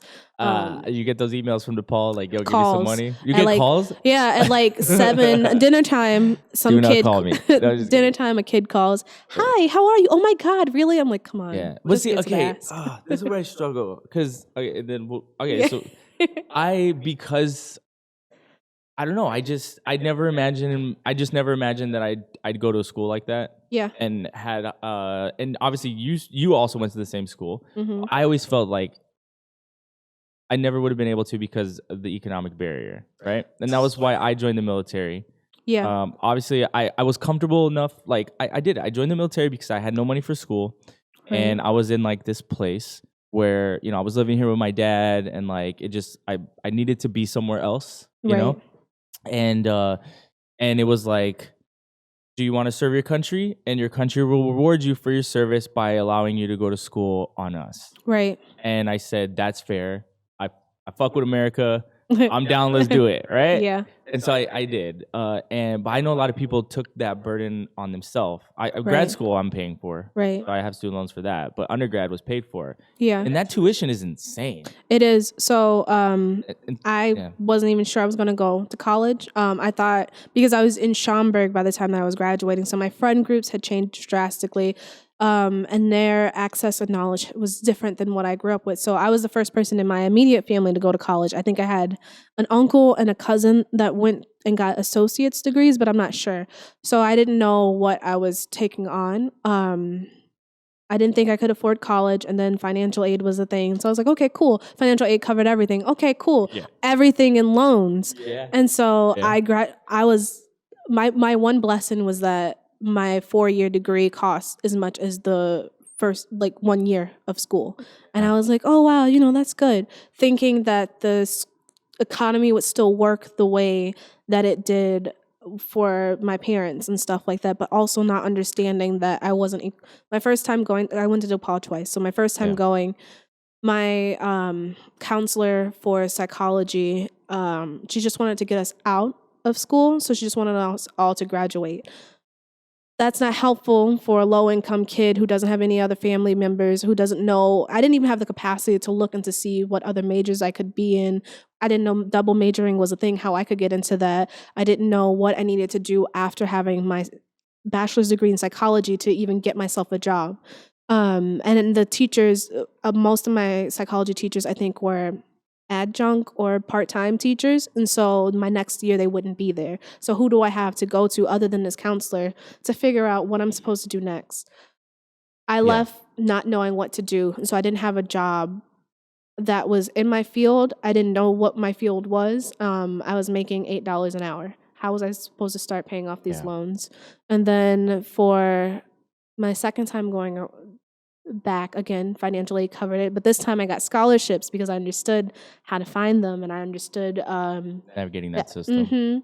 And even then it wasn't enough to cover most of it. Right. And so now I have all this debt, still struggling to get a job, still trying to figure out what what's the reward after doing all of this stuff. I thought I was doing what I was supposed to be doing because my parents didn't have a higher education, so I thought this was going to be a way to level myself up. It wasn't. A lot of times I'm in spaces where I feel inadequate, even though I have the knowledge that everybody else has, if not more. That process, though, graduate school was different. What pissed me off about it was, I don't know, there were some teachers that made it really difficult for no reason, calling us entitled and stuff because... Like, what do you mean? There's this one teacher, she was really smart, and very structured and studious. She was just really strict too. So she had us do this prep assignment, and that assignment was going to reflect how she was going to grade us for the rest of the quarter. A lot of us, we took her notes because she was like, oh, if you had just turned this in, this would be an A. And so we're like, oh shit, I did great. So I'm just going to integrate her notes into what I already did. Most of us got C's. And we're like, oh, what do you mean? You just said it was an A when I talked to you yesterday. And so that, it was a shit show. But she just made a lot of us feel like it was that horror story that they gave us in high school. I remember teachers were like, the professors will wipe your one hand and then erase it with the other hand. You're like, oh my God, how will I survive college? So she gave us that experience, which I thought was stupid, unfair, and unnecessary. And then some of the readings and stuff, she advocated for us to have it just be an easier learning environment. It's just a lot of shit didn't make sense. My particular major, nonprofit management, at the time, there was no real champion for us. So each other major for the nonprofit, I think it was called public service. So all the other ones had a liaison that worked in that field. So they were able to say, these are the skills that they're going to need to know. We just learned a lot about leadership and stuff. So then that coupled with a lot of racism that happened there. There's a time where I said something, I was told I was wrong, and then Becky says it two answers after me, and exactly what I said, and it's suddenly right, and I'm like, what the fuck? And then witnessing that. So not only experiencing it, but then witnessing it happen and still not being able to understand, like, what is going on? Yeah. Like, why are you judging this person so harshly on this? Like, I read the paper, I thought it was great, and it meets all the parameters that you set forth for us. Like, what is going on? Like, that second experience was just terrible in those aspects. So aside from, so I came into college not knowing what the fuck I was doing. I left college not knowing what again, the fuck you're doing. and that vicious cycle was very frustrating. Yeah, it's too much. Yeah, I mean, and all this debt for what? Yeah, and I'm sorry that you feel that way. In the sense that like there are good things. There are good things. Well, no, yeah. I'm just saying in the sense that like I don't want you to be hurting. Yeah, but, yeah. No, I not that because I'm like defending DePaul or anything like that, but it's mostly about how you feel. Like I don't want you to feel bad about it. For me it was the same, bittersweet, right? It's just like the audacity of you to know that the majority of your students, as far as I know, have incredible amounts of debt. And after we graduate, you fucking call me all the time for more money. It's like, how about like, you know what pissed me off that DePaul did? We didn't need that arena downtown. No. Everybody hated it. Everybody hated it. We didn't need that. It's nice, cool, I get it. I went and I've been there for 2 different things that had nothing to do with DePaul. Right. One was when Mayor Lightfoot got elected. She had her like I don't know, what is it called? After she won, it was like a dress or whatever. Right. And then the other thing was like a basketball tournament, like a private league. It's called the basketball tournament. It's TBT, whatever. It was like this thing, whatever. Right. Chris Paul was there. You know, it was kind of this kind of thing. You know, basketball player Chris Paul. And it's like, is that why you built this? You built this? Like, why did you build this? First of all, our basketball team is trash. The women is good, right? So it's not even like, I think it's so frustrating. The schools that do well at DePaul are probably like the business schools and things like that. Yeah. And so those students come away with a lot more because those sectors might be clear cut. The path might be like really straightforward for the liberal accounting for sure. Yeah, for the liberal arts kids, we're like, they're even looking at us like, why are you here? We don't know because we like to feel good. I will say, I mean, so for liberal arts, the theater program at DePaul is actually legit. It is good. They did just build a new theater building. Oh, that's which is nice. Super nice. Yeah. I know a lot of theater kids they seem like they're doing pretty well because I heard it was really hard to get into. So there's probably a lot more thought and stuff into it, whereas some of the other degrees might not have. Inside. Yeah, we want your money. Come inside. Right. Open enrollment. That was the thing when I was looking for schools when I left the military. Yeah. Literally everything I found online said if you can pay, you get accepted to DePaul. So you know how like for some schools it's like, oh my god, am I gonna get accepted? Yeah. Am I gonna get accepted? And there's all this anxiety and stuff. And everything about DePaul's acceptance rate was like, I don't know, 80-something, 90-something%, like based upon if you could pay. Yeah. I'm gonna tell you no. Right. The largest Catholic school in the nation. Right. It has good values. Also talking to some of the teachers, depending on like, I don't know if there's one dean for the school, if there are different type of leaders for the other departments. For each of the schools, they have their own dean. Yeah. There's so much drama in that shit too. All political, right? Yeah. And, well, that's academia in general, man. I didn't know that. What DePaul could have done better for me is teach me how to. Not even teach me. Have my teachers come and want to mentor me. I get we have a counselor, but we need mentors too. I didn't know what the fuck I was doing. I still don't know what I'm doing. I'm like that. Yeah. Psychology still sticks with me, but I'm like, am I going to be a counselor? Because that's the only thing I thought a psychologist could do. Now I know there's 100. Like, there's a bunch. Right, but I couldn't focus on those things because I didn't know about those options. Yeah. But have mentors. I also wish that DePaul would have integrated in all of its like from undergrad to like a PhD level, service learning. So they have that service learning day. But so at some point my parents got sick that I had to move back to Schaumburg. And so I was commuting. So between commuting and going to work and taking care of my parents, when would I have done service learning outside of that? What is service learning? I'm sorry. It's a couple of different. So it's like volunteering. Some of it is volunteering with it's almost like a CEU attached. So it's like an educational point of doing this volunteer work.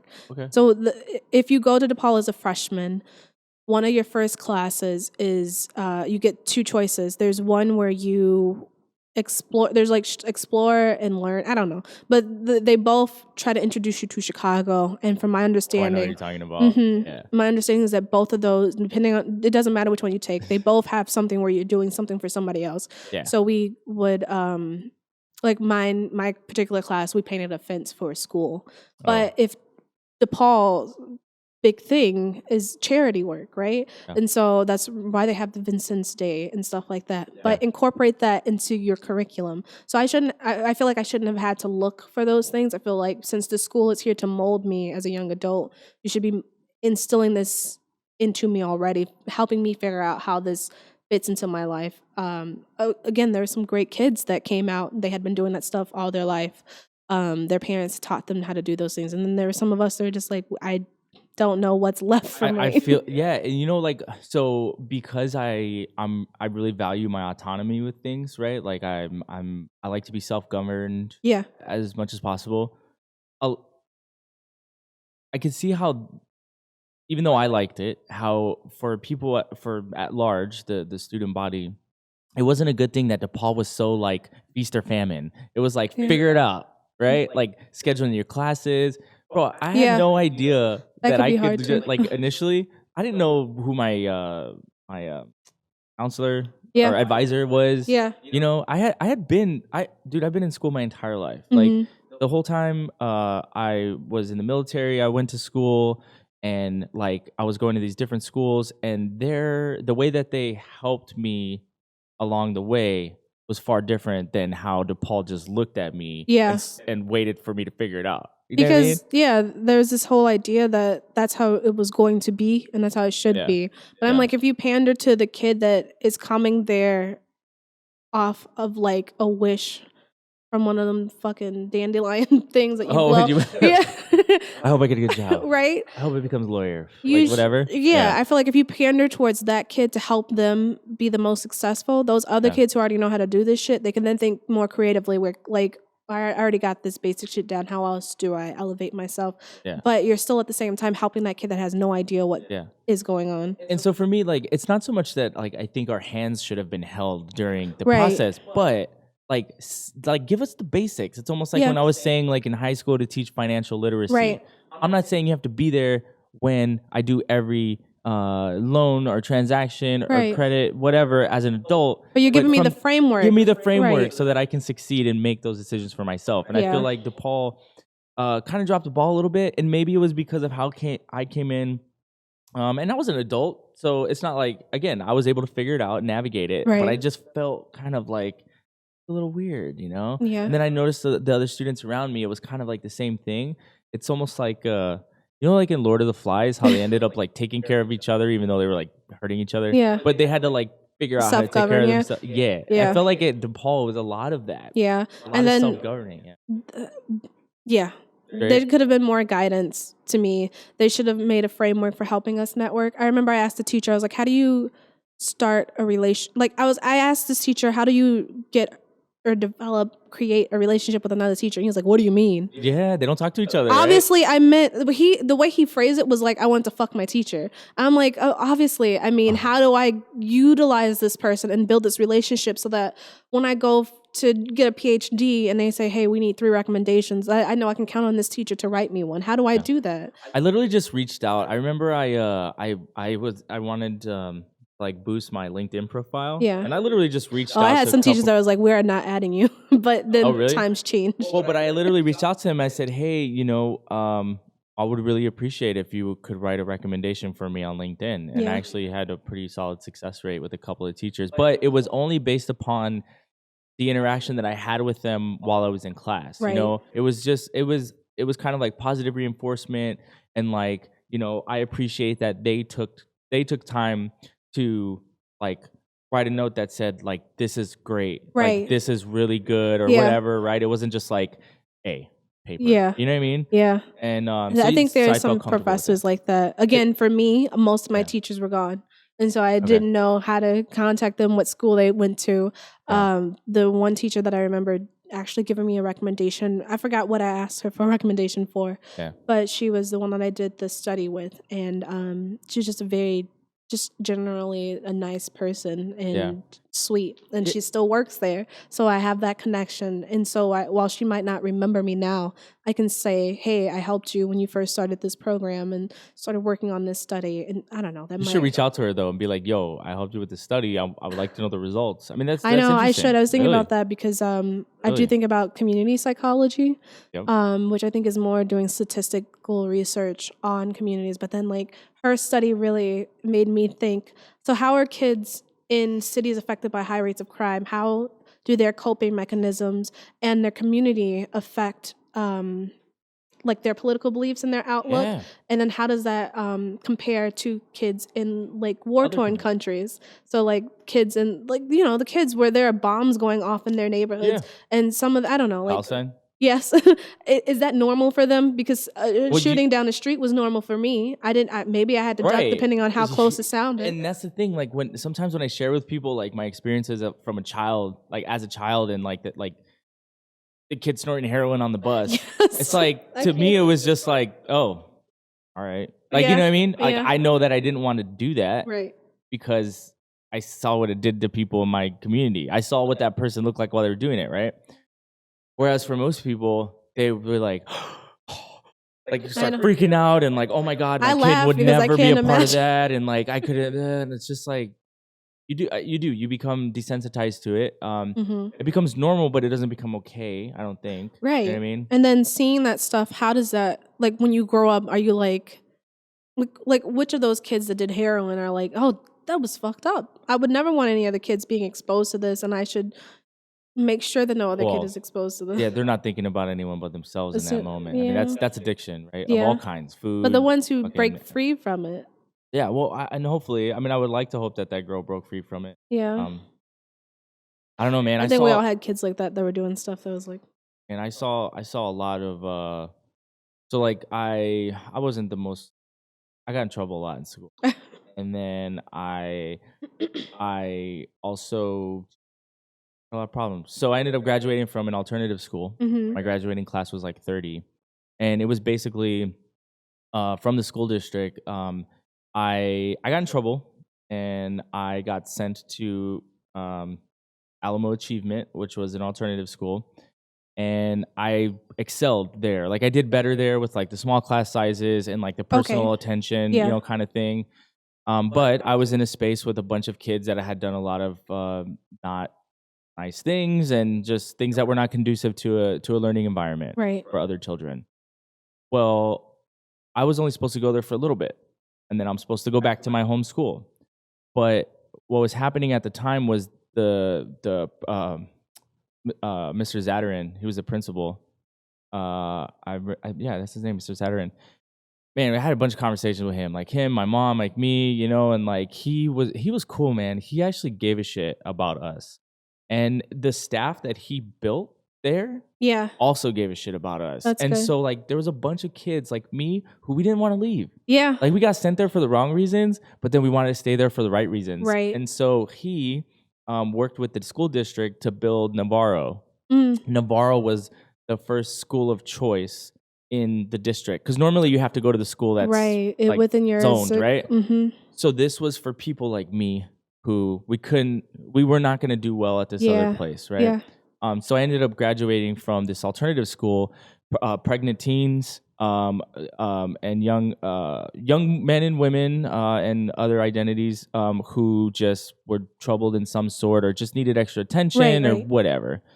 So that's kind of like I saw a bunch of crazy shit when I was younger, you know? Yeah. But I didn't normalize it, but like how you're talking about childhood psychology, it just taught me how to operate. It taught me how to navigate through murky waters, you know, because I was constantly having to fight not urges, influence. I was constantly having to fight negative influence, you know, and I have to remember, like, I remember Chatty was one of the first people to tell me this. Chatty's our uncle, and he told me, everybody's not like you. Everybody doesn't think the way you think. Right. And so I have to remind myself about that as far as like my time being a child and how it made me think. Right. So it'd be interesting for you to conduct that study or come up with something where you can survey children, use your psychology background to have accreditation to do so. Right. And then really like figure out how kids think and how they shape and form their ideas on different levels of consciousness and intellectual capability. Right. Pretty dope. Yeah. That's cool. So how do you make that happen? How would that come about? Do you know? I think you need a PhD. But not necessarily. Next? Are we going back to DePaul? I don't know. I'll Probably do it if not. you do it. I'm kind of down. Honestly, I'm thinking PhD before 50. Nice. There are some people that had research studies in undergrad. Yeah. I didn't know how to navigate that system. I wouldn't have felt comfortable doing it on my own anyway. But I think there are other ways that you can do it. I would love to be sponsored to go back home to like Lebanon or Palestine and be like, how are these kids thinking? And why don't you just go, man? I want to. Tickets are cheap during certain parts of the year. They're like $800. The aunts are supposed to take me.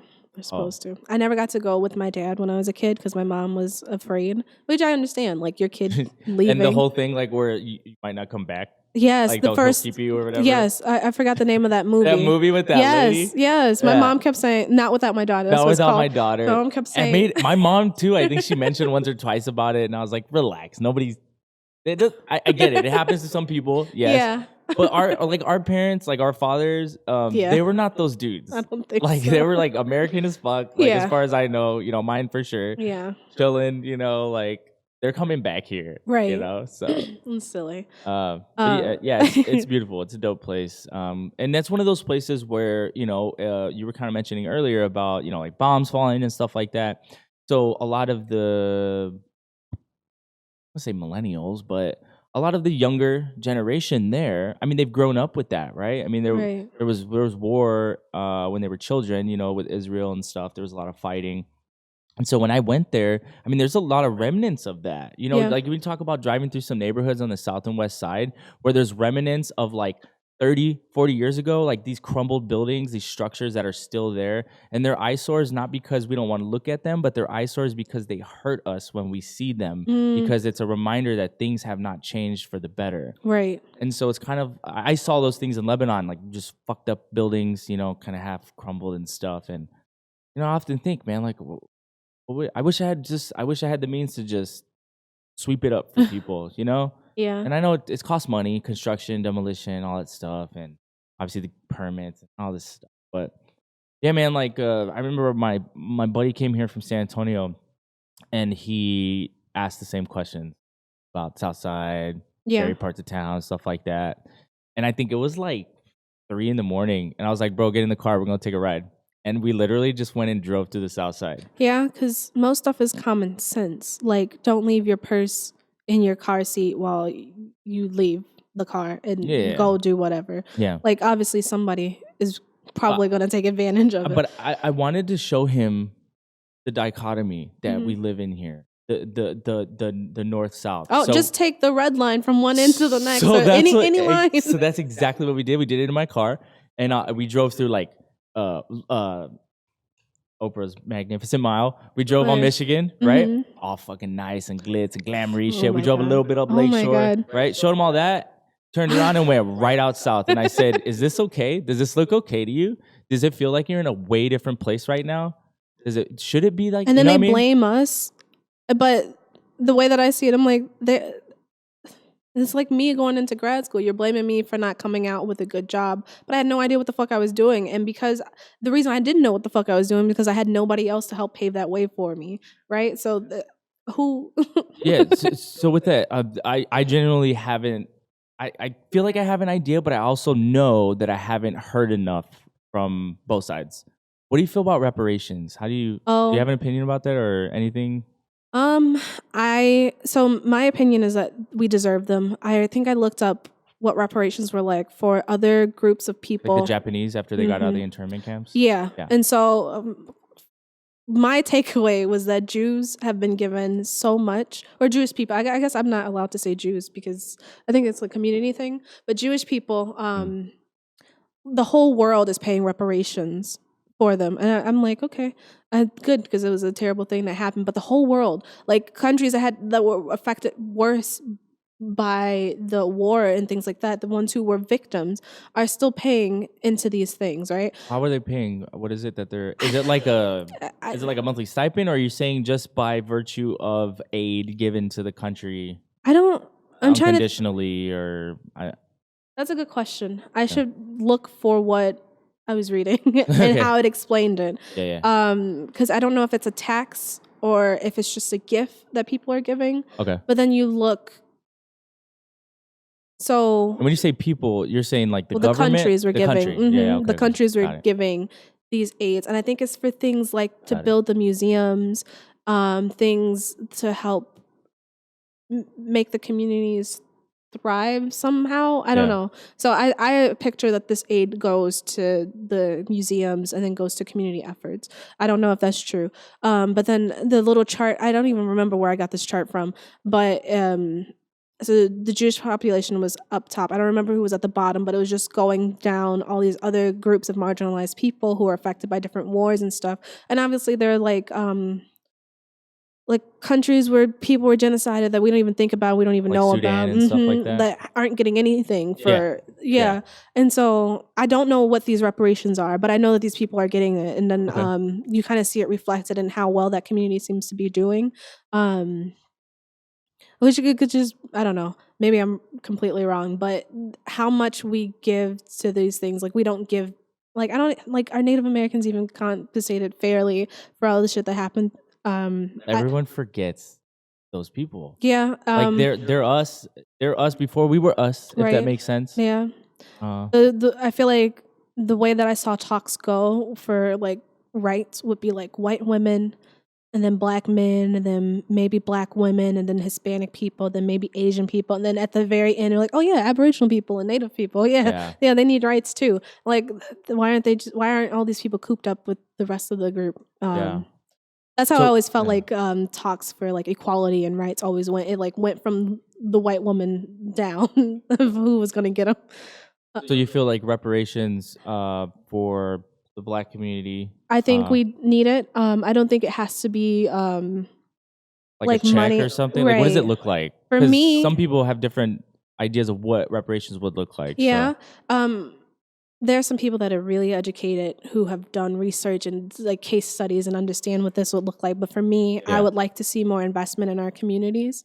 I feel like it shouldn't be the burden of the people in these low-income areas because we didn't choose those areas. We were forced into those areas. So then by that, you who forced us there should be keeping up these areas. You should be doing maintenance. You should be trimming these trees and picking up garbage and stuff like that. You should be investing in these buildings. One thing I would like to see is like microloaning systems for communities where the communities govern their own funds. So like almost like credit unions, but like because credit unions are, as far as I know, they're community banks, but they're credit unions. Oh yeah, I don't know because they have microloaning systems in certain African countries. What does that look like? The one example that I remember seeing, the community puts money into like this big pot. Somebody can come and be like, "Hey, I want to have a farm," and then go, "Okay, here, take this, go start your farm," and then when you're ready, it's almost like a co-op kind of thing. Yeah, but for financing. Mm-hmm. I understand. So like, how many people on my block could have kept their family homes from going into foreclosure if that type of system existed? I also know that in Chicago, and I can't remember exactly how it's phrased, but certain districts, I don't know what we call it. I always forget what we call them. But like, so like... They're wards? Yeah, wards. Certain wards are given, I think it was like a test, someone was testing the system, but there's like maybe less than 7 wards that actually get to a say in how their money is used. Okay. So the community will be like, hey, we want a stop sign here. And then they're able to go through the budget and put that stop sign there, as opposed to it being different where it's like, maybe the alderman is the only one that gets to choose, or the alderman does it with a bigger city planning thought bubble. So there's a couple of wards that are, the community gets to make those choices as opposed to just the elected officials. I forget what that's called. I remember learning about that, and I was like, oh, cool. Shit, everybody should have that because we want a stop sign here. Like or like speed bumps and all that stuff. Yeah. So question, because I again, I still haven't decided exactly how I feel about it, but I do feel this way about everything, is that there eventually has to be a handoff where like I mentioned to someone recently, because he was talking about Hispanic or Latinos being uh, at a disadvantage continuously, Yeah. right?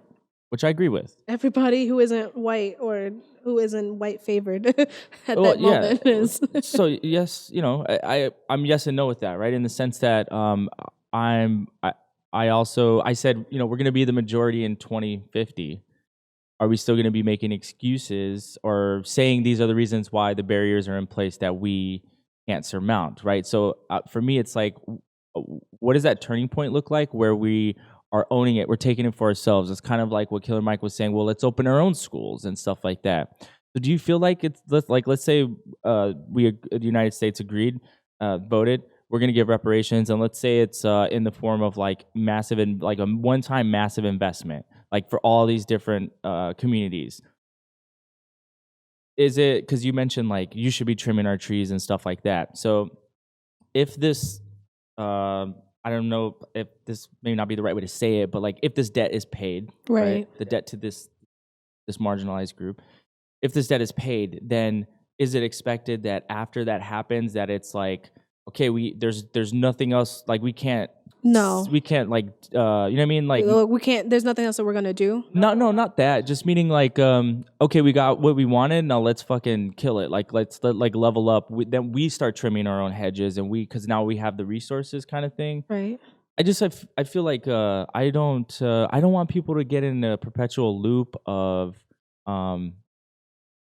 not leaning on other people giving them the resources that they need. Right. But it's like, do you think that the community would, after getting this, what they're asking for, it's like if you give somebody what they want, what they've been asking for, is it right for us to expect that person the next day like does what they said they were going to do when they were asking for this thing? Does that make sense? Like, can we expect that? It's difficult because all of the systems that we have to fight. So we have to fight like a colonial system, right? Mm-hmm. And then so we want to give this money to invest in these groups of people, but we don't have one spokesperson for us. We don't have one spokes company for us, right? So then when you invest in us, what of us are you investing in? Is it only Black schools or Black principals who can make the changes, right? Are you just saying, here, Humboldt Park, have $1 million and do something with it? But then, like, how does Humboldt Park then figure out how to use those funds? Yeah. When they gave, do you know? I don't know the answer, but when they gave reparations to the Japanese, was it like to each individual person? It was like a check or something? I have no idea. But even they still weren't compensated fairly. Well, I mean, nobody. I mean, you can't put a price on some of these things. No, you right? can't. No, people lost lineages. Like, right. And so, but I mean, would you agree and or entertain the idea that if we're going to move past this, because we should move past it, not because we want to ignore it, but because we should heal. Mm-hmm. We should together heal this thing. We have to put like a price on it. You know what I mean? Like we have to say this, and I think that's. I don't think there's a. Like meaning like, well, how do we figure out what to give? Like if we're like, let's say you understand? If we decide that reparations is monetary for each individual descendant of, right? Then you don't decide what to give. You decide like what that this is going to be an ongoing healing process. So we're not going to say the worth of our suffering is $3.6 trillion or something like that. Okay. Divided amongst everybody. Right. We're going to say that the worth of our suffering is that we acknowledge the wrong, because I feel like America does a terrible job at acknowledging the wrong that we've done. Yeah. And then I think that's why after the Holocaust, the reparations that are given is because those countries were like, this was fucked up. How did we let this happen? Yeah. I'm so sorry. Yeah. I feel like we have a hard time doing that, which is why it's so difficult for us. So do you think it would be like because I guess I'm trying to get to where it's like what does it look like, right? Is it a 10-year thing where it's like it's a lifelong thing? I know, but that's what I'm saying. But like, so is it just like from when we pass it, like we say, if you're alive right now and you're a descendant, you're part of this thing where you get like a Social Security check or something for the rest of your life? Or is it, that's what I'm saying, like it has to, like, because you can never make up for what you've taken from me, right? Right, but there's sorry, go ahead. no length of time and no Right. amount of money, and it's going to be structured differently for different groups too, because Yeah. I can only speak for what I've seen of the neighborhood I grew up in, Chicago, right? But Yeah. then there are other parts of Illinois that are affected differently. So how are those people affected by just colonialism, gentrification, and racism? And then the rest of the United States, where are there other people that are affected in other, like, in completely different ways? Yeah. Like, maybe some of those communities do need stipends monthly or weekly. Maybe some of them need something else. Like, it's going to be. I see. I definitely believe that it's gonna have to be a compromise on both sides. I think that no one's gonna be happy on I don't either think. side. What you understand? Like, I don't think there should be a compromise, because if. in the sense that, like, because here, and when I look at it, like, logically, Mm-hmm. right, you're telling me that we can't put a price on it, and I agree with that. But at the same time, from what I've heard, is people are asking for economic resources, which essentially are logical things because they're numbers. They have, like, right?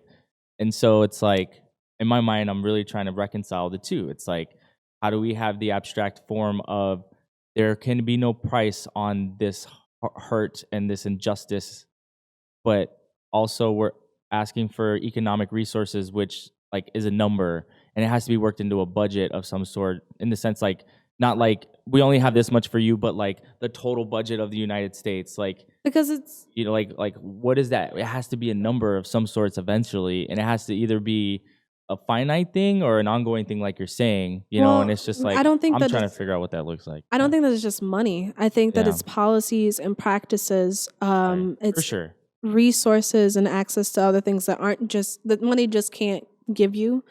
Yep. It would be, I think, in a form of like universal health care, so that people can start to see therapists, right? But not just, you don't just give me universal health care and then expect me to go see a therapist. I need to be destigmatized the idea that it, like, I need to know it's okay to see a therapist, and that other people that I love and admire are seeing therapists too. But that's gotta come from the community. Like, I can't, like, But the community is already doing that work, right? Well, the government can't. I don't believe the government can pass a law. Oh, that's John Legend. He's my nice. Google voice. Oh, nice. I didn't know he was listening. That's awesome. It's John Legend. Damn it, John, lost my train of thought.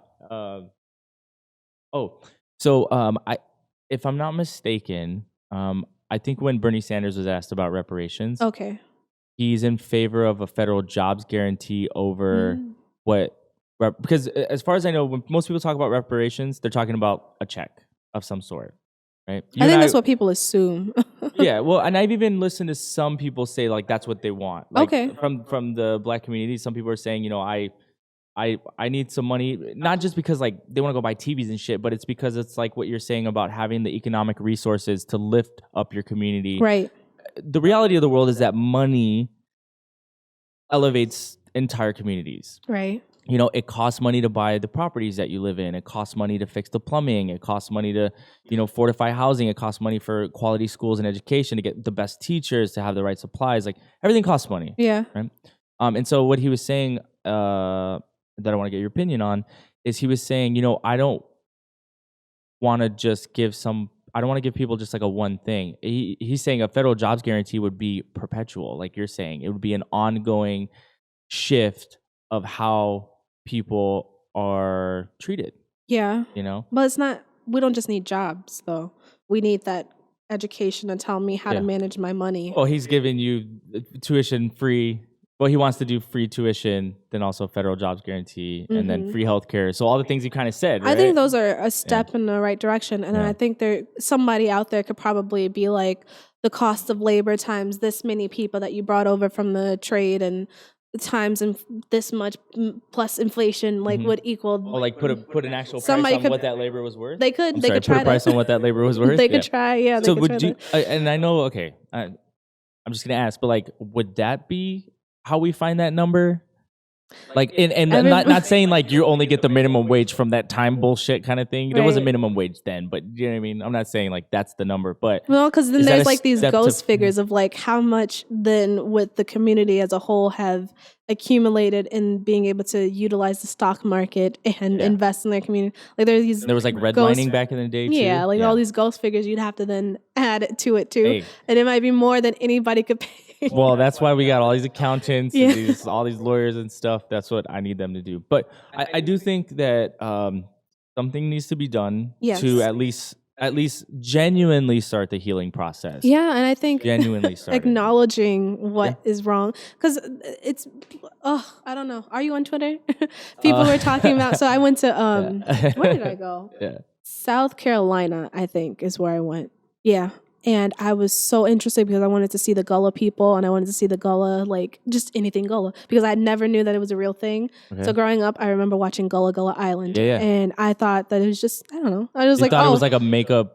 Just this black family that was like, this is a fun word, and look at this stuff. I don't know. I was watching it, but not watching it. So then I get older, and then I learned, entertained. You weren't evaluating, right? And then I get older, and I learn that the Gullah Geechee people are real, and I understand like what their relationship is with slavery and colonialization and how they've branched from that. And so I was like, man, I need to see this. And so I wanted to see that. We didn't get to do that tour, but we did a tour of a plantation, and this was one of the bigger plantations. I saw your picture. Yeah, with the ghost kind of messed up the photo. What I didn't realize, so we did the plantation tour, and I was thinking that the plantation tour was going to be a whole, it was just the grounds and the building, how that was built. And then we passed where the slave houses were, and there were 3 slave houses still standing, but they're like, oh yeah, there were probably a couple more. But they didn't talk about slavery. They did make a point to stop and say, if you want to learn more about slavery, take the slavery tour. I'm like, I didn't even see that advertised, that there was a whole oh my God. But then like on Twitter, someone was talking about how frustrating and silly it was that people were upset that people would ask questions about slavery on these plantation tours. And there are people that want to get married on plantations. They're like, do you know the history of this place? Like, that sounds really sick and gross. But are like white people or black people wanting to get married? Mostly white people, but it also seemed to be the idea that these white people were upset that people would ask about slavery during these tours. And so like, well, I just wanted to know about the plants. And like, okay, but the plants wouldn't be here if it wasn't for the slave. Why? That's so weird. It's like, part why of the would history. You go on a plantation tour not expecting to hear about slavery? Right. That's so weird. I forgot where I was going with the story, but it was just interesting that people were really upset of the idea of slavery being brought into the conversation about the history. Yes, right? And so like once we get past that point where people are like, oh, that was fucked up, we should be listening to this, we should be atoning. Because I think what comes with white guilt is the idea that it's solely on that person. Like, I will say that I had light skin privilege and I had glasses privilege, because if you wear glasses from the hood, you know that that's a privilege. Glasses? Yes, people think you're smart because you wear glasses. I used to wear glasses. I had LASIK surgery, and I was kind of bullied. I don't know, not because of my glasses, but I was definitely singled out as different than everybody else. But I was light skinned, I wore glasses, I liked reading. People were like, oh, she's so smart, right? Yeah, same. And she's so pretty because of these things. I mean, I'm good looking too, dog. But I had privileges from those things. So teachers who looked at me in a different way, who gave me different access to things, or teachers who protected me more because of certain things, right? Yes. I can acknowledge that privilege and then be like, when I see my darker skinned friends being treated differently, which I wish I had done in grad school, but I didn't understand the concept even then because I didn't understand what was happening to us. Like, to be able to use my privilege then for good, although it would have taken a white person to actually be in that spot, since that same teacher was the one that told me I was wrong. But like, white guilt is the idea that, oh, it's all on me and you want my money. Like, no, bitch, I don't, who the fuck are you? First of all, I don't care about you. What the idea is that you should understand your privileges. And then when you see somebody treating me differently than they would treat you in the circumstance, you should speak up for me. You shouldn't let me do all of the work and have to take on all that burden, because while that might last with you for a week or two and you tell your friend about it, it's going to last with me my whole life. And then every interaction I have with somebody else, that is going to be in the back of my mind, whether I want it to be there or not, that somebody might treat me this way or withhold things. No, I mean, that is part of it. Like, we should be able to talk about the shitty shit that our country has done. You know, in the first episode, I asked Javi if he was proud to be American, and I admitted that I struggle with that idea. And after I like I rewatched it and I listened to it. Everybody's always looking for sound bites, Yeah. right? So like the sound bite, no, I'm not proud to be American, without any context, Yeah. would like people could take it and run with it. Right. I didn't explicitly say that, but I definitely acknowledge that I struggle with saying I'm proud to be American. And I've said I'm proud of the things that I've done. I'm proud of all the people I live around, and I'm proud of everyone that I worked with. But I put in this context: you can love someone and not be proud of their actions. Yeah. I love America. I love this country, regardless of how we got here. I love that I'm here, and I love at least the idea of what should be going on.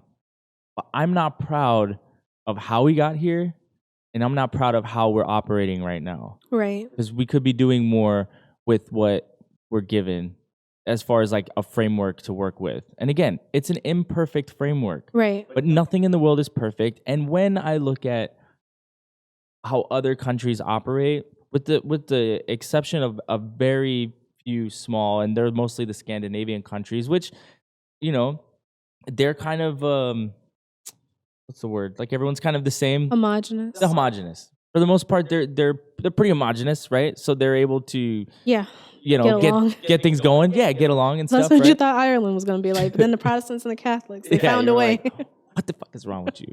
Yeah. So meaning here, that's the one thing that we have working against us. Obviously, our history of oppression towards many different people. It's just the Chinese, Polish people, the natives, the Jews, even Jews here. Just everyone here of some freaking time has been shit on. And for whatever reason, we can't just have a normal conversation with each other, acknowledge it, and then take care of each other after. Yeah. And so it goes back to you having a conversation with, with a white woman who doesn't feel like she should be sticking up for you. Yeah. But that is backwards. It comes from her having a conversation with me, not me, because then I'm doing the work. She should be doing more of the work. I know. I was just saying, two people talking. Yeah. Yeah. I wasn't like power dynamic or anything. Yeah. But the way I'm thinking about it is that I would sorry, I cut you off, but no. I would love for the people in power to come down and fix it, but it doesn't work that way, right? Closed mouths don't get fed.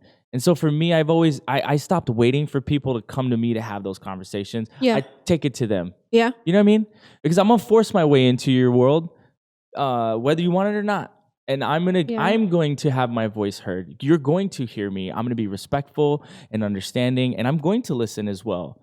But you have to know that I have the right and I deserve the respect to be heard. Mm-hmm. And so I guess in that instance, I would just say never wait for her to come to you and talk. Like, just go get it. Right, but I have to have the energy and the capacity to deal with her, right? And not punch her in the face if she says something out of pocket. You can't. I know, and I know it gets upsetting. But there are people that like purposely want to push you. There are people that lie and say, well, it's just a question. And really what they're trying to do is antagonize you. Yeah. But the amount of capacity that you need to have to be able to keep bringing up these things, because they're also going to bring up other issues, right? They're going to trigger other things, like the amount of people that are still out there protesting for, like, I don't know, police violence and stuff, to be able to still see the violent footages that come out.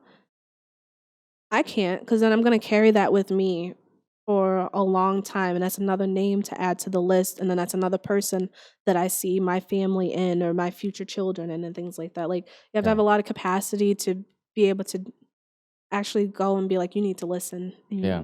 Well, that's what I was saying about you and me and a couple other people. Like, we come from these communities, and whether we know it or not, we're the ones that have, because if we don't have the capacity, then who does? You know what I mean? Yeah. Like, meaning, like, when you really, really think about all the people you grew up around and all, the circles that you find yourself in, I mean, I would put a lot of money to bet that more often than not, you're one of the most capable people in the room to do just that. And Maybe. So, it sucks. It's a lot to take on. It's a heavy burden, and you don't have to if you don't want to, but. Yeah, but. So. Back to the question of reparations. Yeah. I think it comes from us acknowledging the wrong, Because how it's like an apology. Like if you don't Yeah. express any remorse, are you truly sorry? Yeah, like a bullshit apology. Yeah. Yeah. And it's like this country is afraid to truly express remorse for what's happened. I don't know why that is, because it seems like other people in other places express remorse Well, for. I mean, it's the same shit from our politicians. Like this, people are so fearful of the admission of guilt. Mhm. Like, it's it's okay to be wrong. You know, like when President Clinton, right, with his impeachment, and Mm. he literally went on TV and lied to everyone and said, "I didn't have sexual relations with that woman." Yeah. Like, bro, you got a BJ in the office. Like, Yeah. why didn't you just come out and say, "I had an inappropriate sexual relation with that woman"?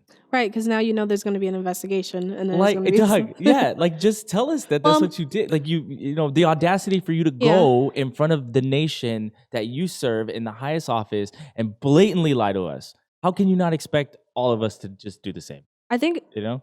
I wonder if that's just something with. I never lived in another country. I don't really speak many Yeah, other yeah. languages to understand how other people might be Yeah. thinking. But It's like like, human nature. yeah, like I remember I did something wrong, and I was like, I could lie about it now, and they'll find out about it soon, Yeah. or I can just be like, oh shit, I fucked up because I didn't know. Yeah. Right. And so I did the hard thing, and I told the truth. I was like, yeah, I made a bad decision, and the outcome was okay. Like Yeah. it didn't. It could have been bad, which I probably would have deserved it to be bad because I did something wrong that I knew was going to be wrong, Yeah. or I wasn't sure about the lines or boundaries. Right. I did it anyway, and so then it's like, are you going to fess up to it, or are you gonna?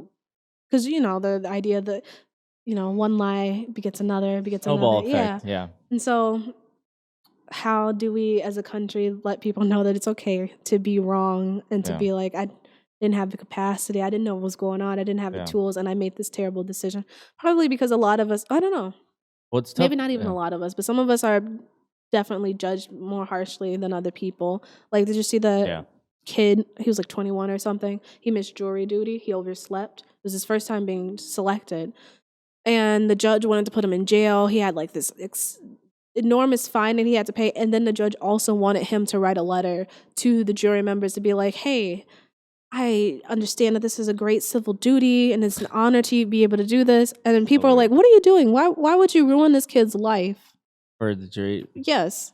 Yeah, you know, it's almost like officer discretion, you know? Like, I get that the law is this, but not every law is just.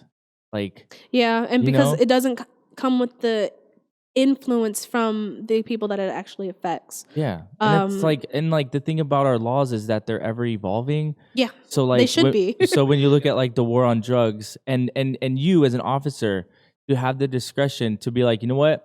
I'm not gonna throw this person in jail for a gram of weed. I get Right. that it's illegal. Bro, I watch, like, I love Cops, like the show. I love Cops and like Live PD Bad and Boys. shit. Yeah, Bad Boys. I love it. I love watching it, and it's kind of like it's kind of oxymoronic for me because I'm truly fascinated by it. Yeah. But I also hate everything about it because I hate how they treat people. Yeah. I hate that they, like, how do I say this? Not always. They're not always treating people bad. Actually, there's a lot of incredibly good cops. Like, Right. there's a lot of really good cops.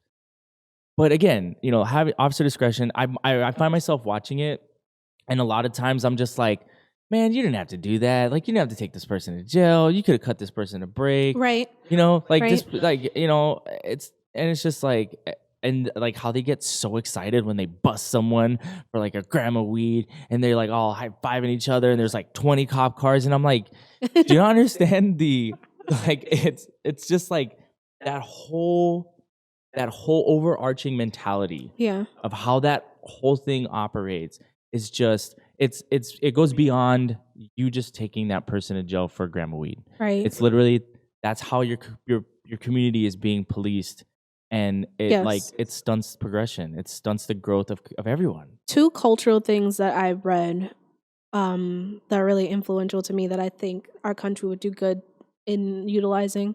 One, there's a religious class that we took, and they were talking about the Jewish faith. and the evolution of some of their rules, like on the Sabbath, you can't light a fire. Okay, well, nobody's lighting a fire anymore. So how do we then evolve that to what people are actually doing now? So they were just like cold as fuck back in the day, just not lighting fires? Because I mean, that Well, was heat, my right? And understanding was that food. I think they're rabbis. I think they're the ones that make the ultimate decisions, but there's like a group that gets together and they reinterpret it for the time. So like Oh. maybe it's not turning on the stove.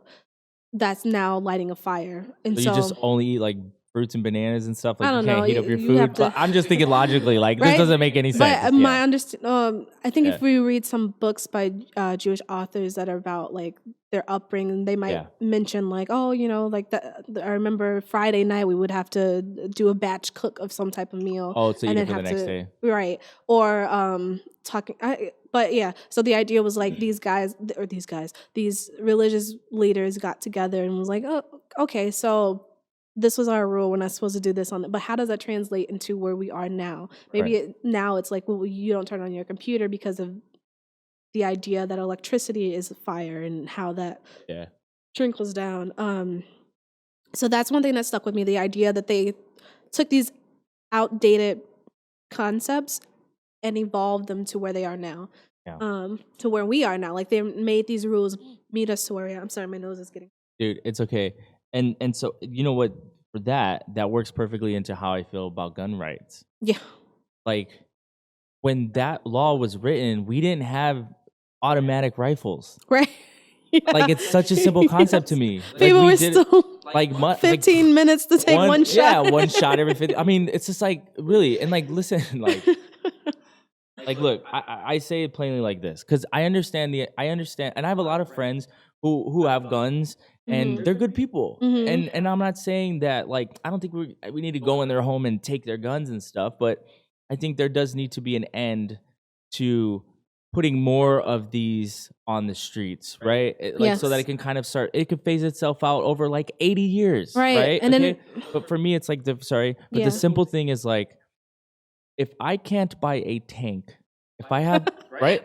Because you're telling me I can't buy a tank because it hurts a lot of people, then why can I buy a gun that can hurt another weapon of war? Like, I don't understand that. Yeah. And the thing is, like, listen, I understand to defend yourself from tyranny of the government and stuff, but like, you know, 1 million people with 9mm, like with the hand, because we should be able to have firearms to protect ourselves from other humans, but also from our government.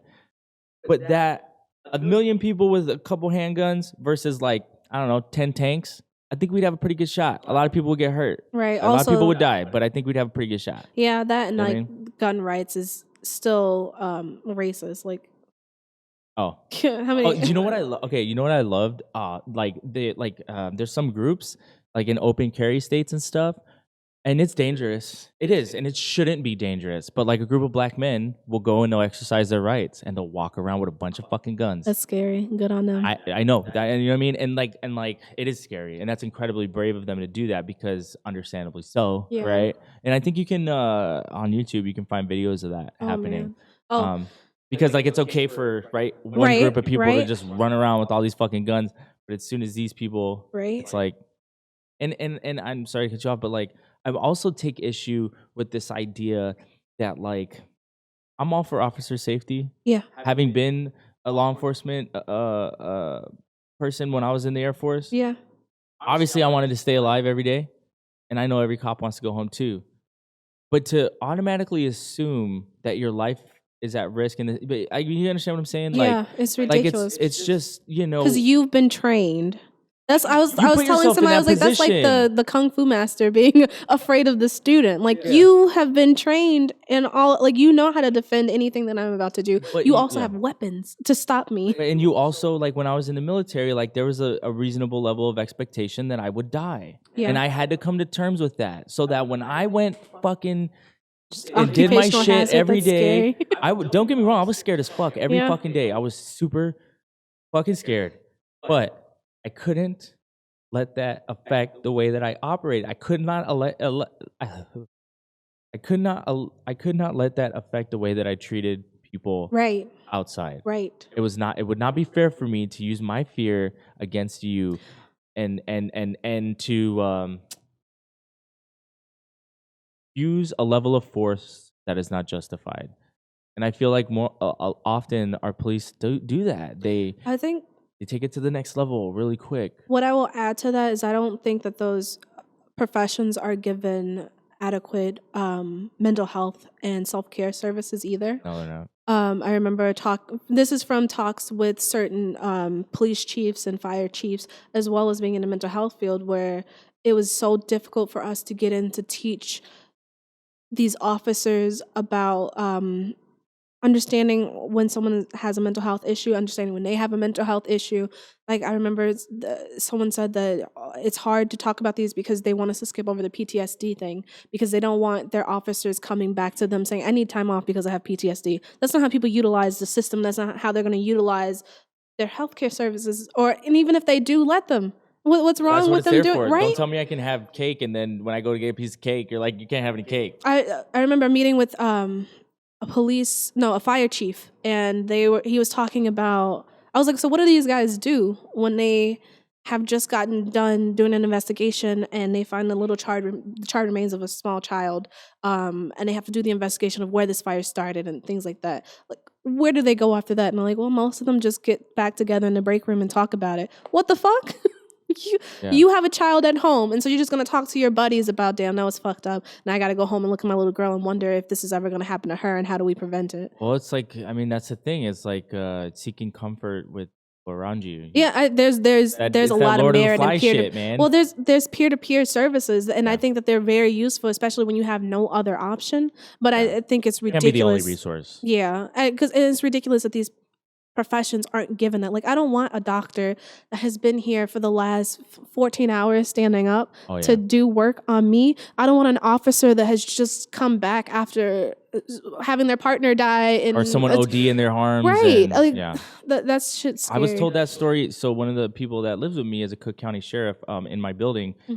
And we all went and had dinner, and she was like, I had somebody OD in my arm. And like this, she was just like, hey, like I had a really bad week and stuff like that. And it's like, yeah, to go through that continuously. Like I did the military for 6 years and I'm living with the shit still. Yes. And I've already been out for almost 10 years. Yeah. Right. And I can only imagine what these people who, and again, dude, I don't want to be a cop. I chose not to. Right. I could have got out and been a cop. I didn't want to. Not because I don't respect them, because I don't want to. So the people that choose, I have the utmost respect for them. But I also expect them to use their position of power the right way. Right. You know? Right. And so I have the utmost respect and empathy for you because I have no idea what it's like to do what you're doing. Because sometimes I feel like we're in a war zone here. Yeah. We're in an occupation here, right? There's like things that are just not right in our neighborhoods. And I can only imagine what it's like to be two cops in a car driving through certain neighborhoods where you are a moving target. Especially if the only information you have about those people are how dangerous. Yeah, because you never talked to them. Like we went back to they before. Could be. Yeah. Yeah. I can't imagine. The second cultural thing that I saw or that I read, I can remember the cover of this book. I cannot remember the title. So the cover of the book. Oh wait, no, I can't remember the cover of the book. There are two images of it. There's one where there's like this like mother figure and like this. In my mind there was a mother figure and a daughter figure. But then there's also this. I think the actual cover was of a turtle. But the book was about Native American people, and I don't know if they focus on one specific tribe or region, but it was talking about justice. I still have the book. I need to actually reread it because, you know, in school you read excerpts of things. But the one excerpt that stuck with me was the one where this guy was abusive to his wife, and he was beating her, and I think a neighbor was just like, I can't take this anymore. And so the guy was arrested. And where we come in, it's a court scene. And so the people that are there, so there's a judge, and then there are community members, and the police officer, and the neighbor, the wife, and the husband. And I think if they had a child, the child was there too. And they're all talking about what to do next. Like, it's not, this is a true member of his peers. It's not random people from around the neighborhood or the country that are coming together to deliberate on what's going to happen to him. These are his neighbors and people in the community that are affected by this. And the resolution was that the husband and the wife were going to get counseling. The husband had made these goals of how he was going to manage his anger, and he was given a therapist in anger management to help him deal with that. The wife was given stuff for just being a victim of domestic abuse and whatever other health services she need. But that was decided upon, everybody in this courtroom talking about it. And I was like, that's so amazing. Why isn't all of our judicial system and stuff like that set like that? Yeah.